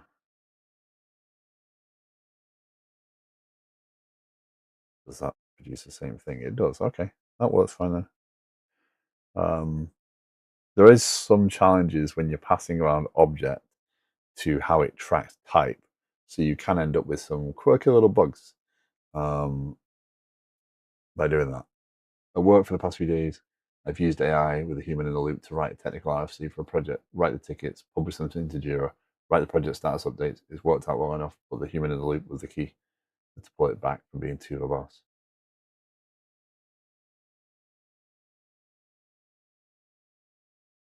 Yeah. The problem is that human in the loop also needs to pay attention to what's being built and suggested, etc., and be able to validate it all. And the more we do, the lazier we get, and the less we understand. Um, and that's going to be a challenge. How do you how do we train the people to know how to do the stuff, to validate the stuff when people aren't even using those skill sets? So that's the balance we're going to have to strike. Or we're just going to have to trust the tools implicitly. That they'll just do the right thing. Okay, so how do I test this now? I have to figure out how to train some folks on the team. But again, things like this, right? Where this has given me some of the code that I need, but it's fitting into a larger design and a larger architecture. I know what I'm asking from it. I know what I'm trying to achieve.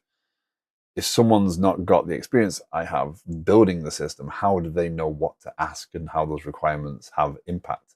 And it's just it,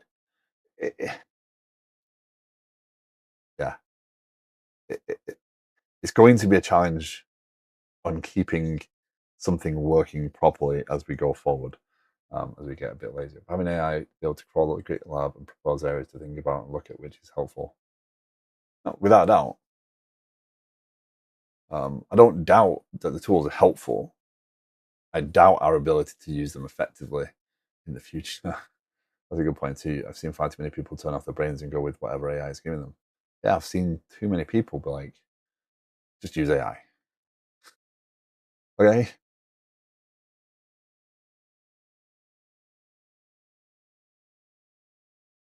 And we're just hoping that it can just cookie cutter solutions. Yeah. I know. Um, yeah, we just gotta be careful, right? We gotta be careful. We don't just. Okay. So what I'm going to do is before I do anything else, I'm going to go over here. Now this is going to go into Foundation um, envelopes. Not a good name, but yeah. Event envelope. Go there.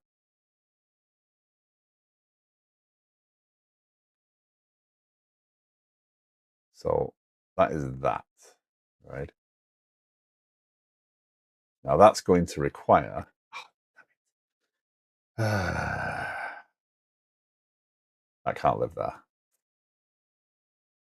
I can't live in shared kernel. Otherwise, that has a dependency on Kafka, which then means that shared kernel is not quite what it was meant to be. Design is hard, man. Oh, that's awesome. Yeah. Okay. How long have I been streaming for? Oh, wow, 2 hours. Well, that was a bit faster than I expected it to be. We are pretty integrated with AI at work. We also see the skill issue with using it. Having a good process and simple code base has been pretty key.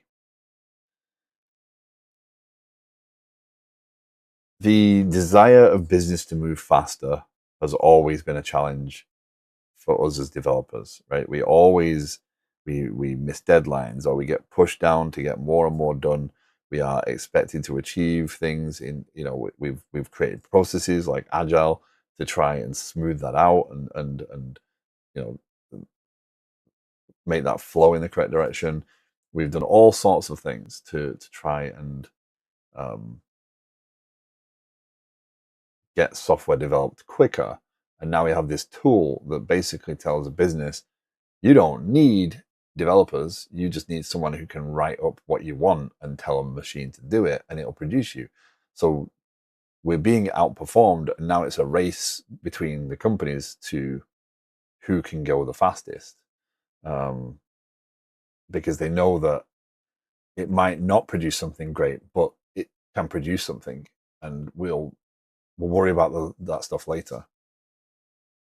So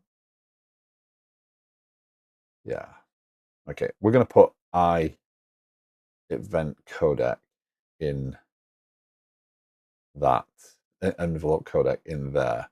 I'm okay with adding Kafka abstractions into this foundation.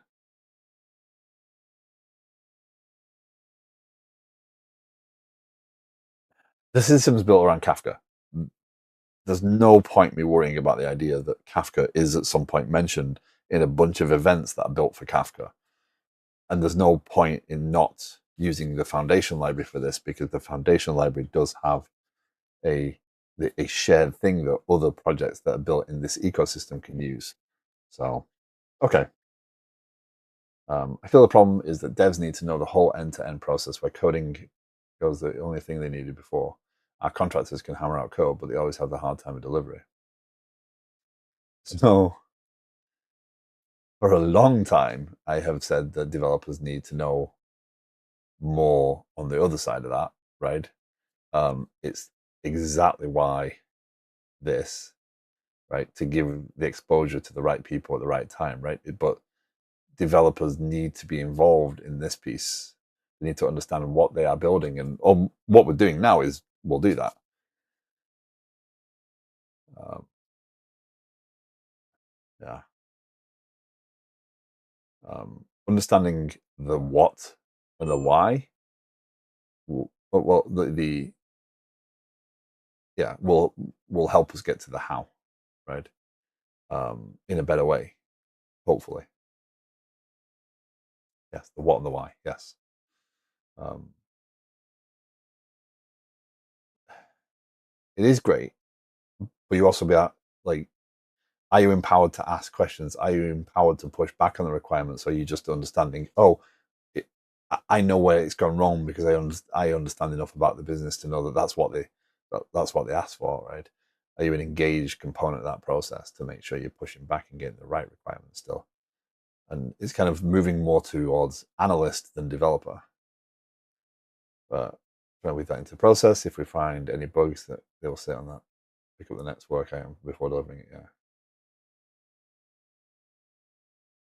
So when we perfect AI doing the coding for us, where do we put AI next?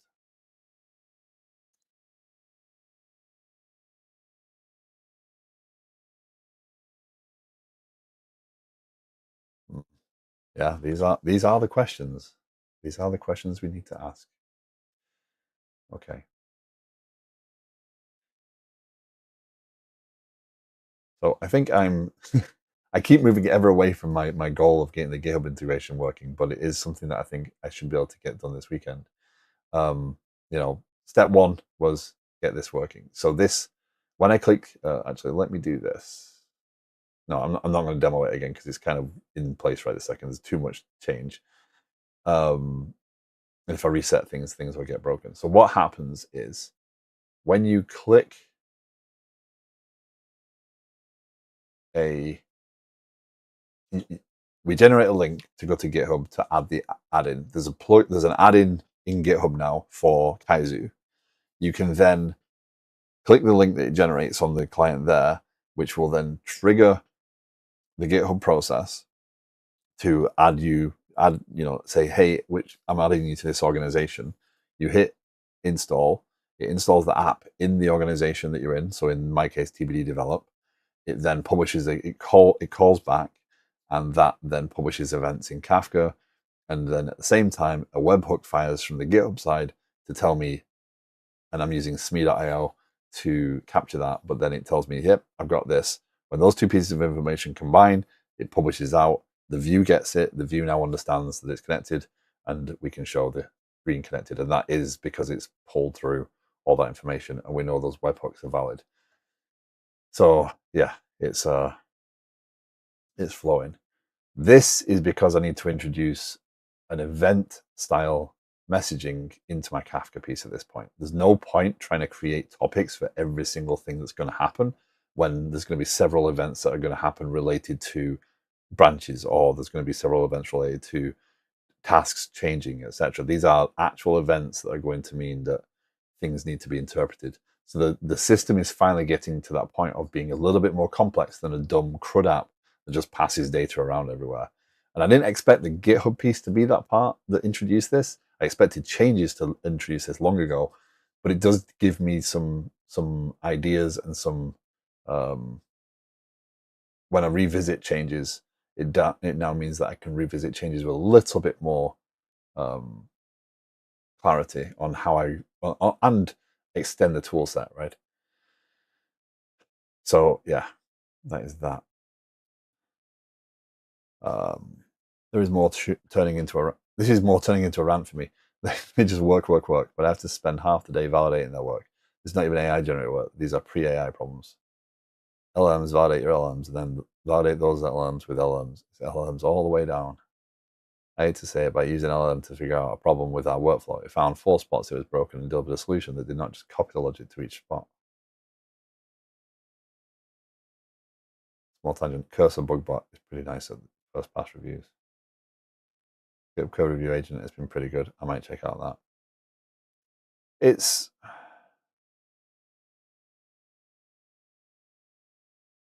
I think helping us improve, helping us build better software through understanding what it is building is highly beneficial. And I don't think anyone in here necessarily disagrees with that comment. We do still need to be developers. We still do need to understand what it's doing. And I think using those tools to help us educate is where it actually makes us faster. The problem is that the people, I can't say what I want to say as clearly as I want to say it on a public forum, but at the same time, I'm saying it's the people going so fast without regard for quality that are going to make everything else seem irrelevant until things get bad. So yeah, you still have to have an understanding of what it is doing before you just let it go at it. And a lot of people aren't doing that. So anyway, I will climb off my soapbox. So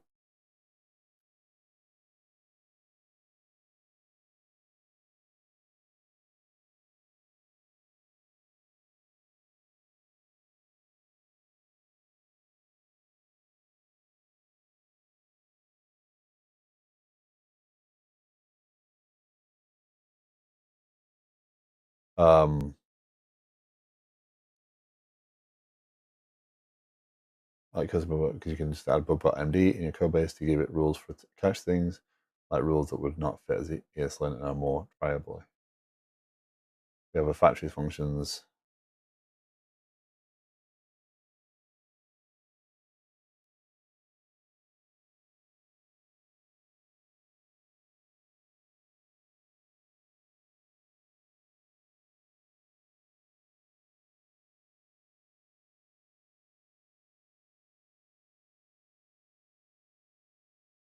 Um,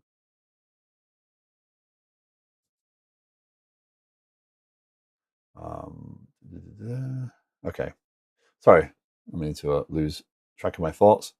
The AI conversations, obviously, Fascinating. What do I need to do? I need to unwrap on the other side. Um, what does unwrap look like?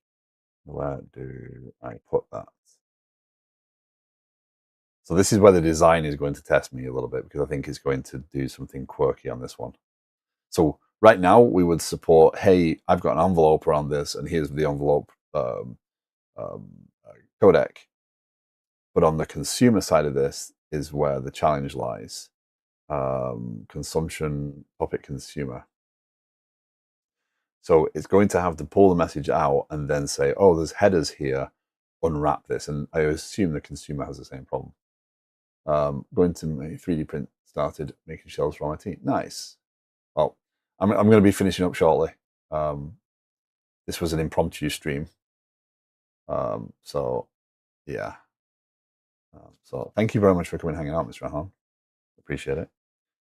So what I need to do now is kind of understand. Well, this is probably the same thing as the consumer, right? Um, actually, this is consumed once per, so this is correct. Um, yep, no worries. I appreciate it. Um,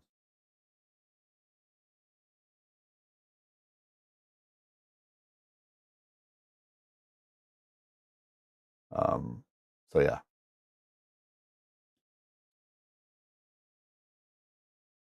Well,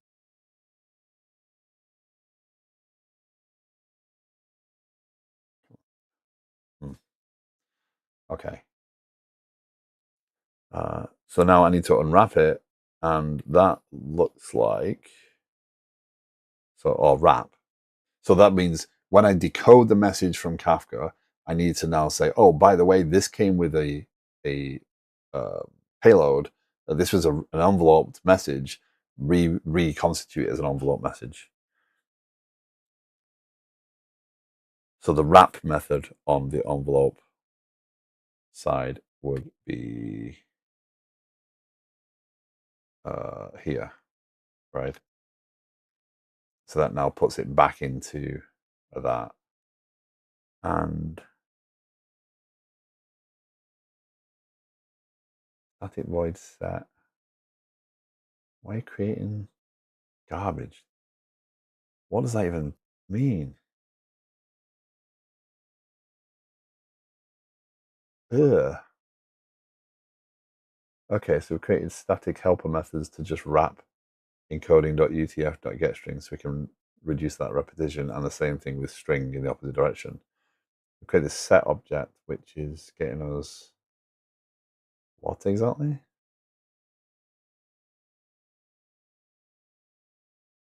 Oh, it's this.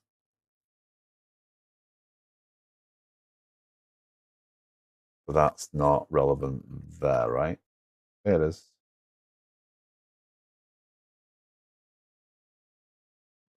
Okay.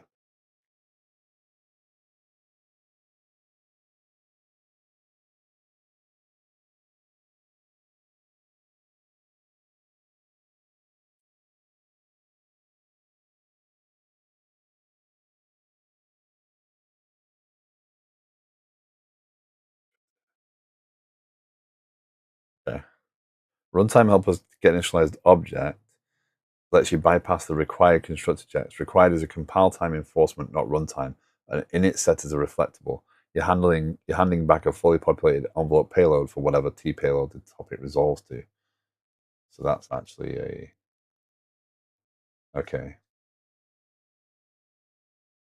Fair enough. So this just sets the values on it. That's fine. But what they're showing on the other side of this is we say consumer.consume. That's the same. Then we get the payload type from the configuration. Then we deserialize. I assume that's in the handle message. Yeah, we deserialize. And if we have headers, we try and wrap the headers into that, and then we dispatch or receive. So we'd actually set the other side up as being a receiver for an envelope of that object. And it should work fine. Problem is the receiver. I use the receiver to dictate that piece, so that's going to be messy. Yep. So I got a bit more to do there. But anyway, that is going to be me for right now. I was kind of hoping to see some other people streaming today.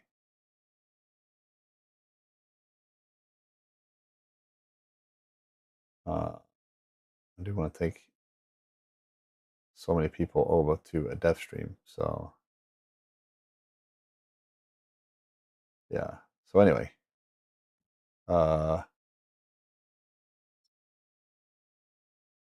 Michelle, hello. Nice to meet you too. Welcome in. I am working on today, continuing on with Kaizu. I'm trying to get GitHub integration to work properly. So I've got the GitHub connection working. So now I can say, hey, link this tenant to this GitHub repo or this GitHub organization. So it's linked to mine. And now I will start receiving events for topics, for pull requests and whatnot in there. What I'm about to do is start building out the ability for this to now capture those events. So it will capture a PR's been made or whatever, and it will then it will join them together so that when we go into a task, we'll see, there's an open branch or there's a PR pending, etc. So that functionality, so we can know. The reason being that once I get to do releases, this will also show the status. So if you've got a bunch of tasks that are sat out there with open PRs, then you will end up with um, um, a you'll understand if it can be delivered yet. But 1 second.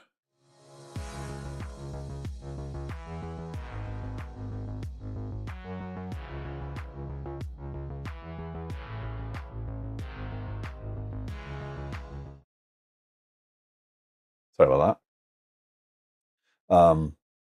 So yeah, the purpose of the PRs right now is to know that the tasks that you've got scheduled for this release are actually ready. So if it's ready for development, the release isn't ready, right? But if it's complete, where is it in the complete process? Because if complete means complete as far as the work's done, but is there a PR outstanding on it? Is it delayed? So we can start to track them and start to produce events into the system that say, hey, by the way, this PR has sat here for a week and no one's touched it, and it's part of a release that's due next week. So you can start to try and motivate people in the system more. So that's what I've been working on today. And so I have been specifically working on trying to extend my Kafka library to be a little bit more rich in its ability to kind of wrap an envelope around an event, which then moves the headers and stuff into there. Oh, you are going to be the 500. Nice, thank you. 500 has been a while, but thank you. All the past videos I've been developing this on Twitch and YouTube for the past 2 years, with a 5-month break. When I came back to it in January or February, I chose to use AI a lot more on getting the design of the UI working. This is actually running right now on the machine. You can add tasks to release. You can see the implementation, the backlog. You can see the boards. These are all functional. Yeah, so it is more to come. But the concept is one of gathering requirements and getting the ideas right so that we can start to get a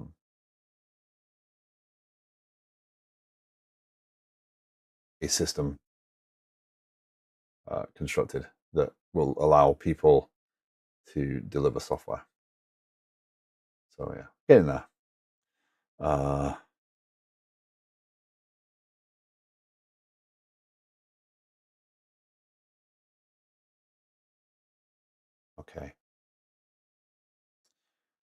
So sadly, with that said, it is time for me to call it on the stream. This was a 2 hour impromptu stream. If you're interested, there is a Discord linked in the cards below, both on YouTube and Twitch. You're more than welcome to join the Discord if you have questions or you have your own projects that you want answers towards, or you just want to chat with other developers. The Discord's always open. More than welcome to join in.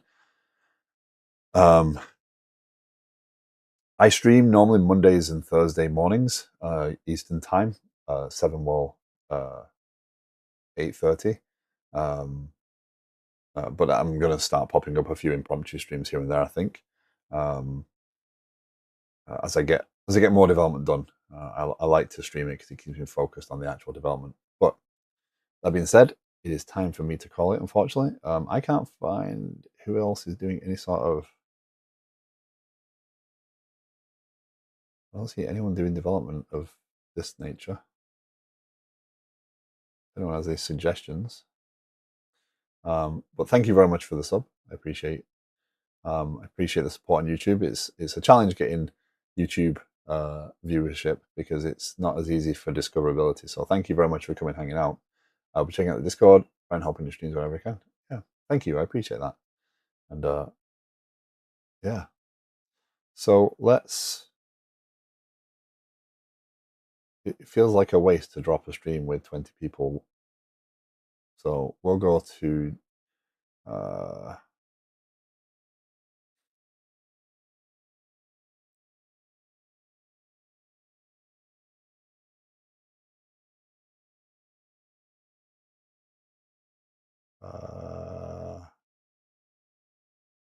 JD, is he starting up? Okay, we're going to go right over to JD. He's only just starting, which is a little bit wrong, but I do need to get going.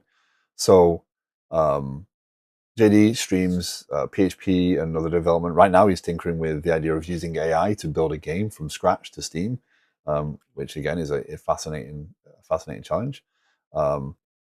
Yeah, so if you are interested in development and some AI development, Apex Pixelated does stream. Don't know when his next stream will be. I was kind of hoping to be streaming today, but he's building a game and he does mingle his development with AI, and he's built quite a really nice framework for an actual game. So I would highly recommend checking out Apex Pixelated. And yeah, so with that, let's go raid JD. I will be back on Monday morning, hopefully with some more GitHub progress made and not just me struggling through making my Kafka stuff work properly. Yeah, I'll speak to you all again soon. Thank you all. Take care. Have a great rest of your weekend. I'll see you soon. Bye all.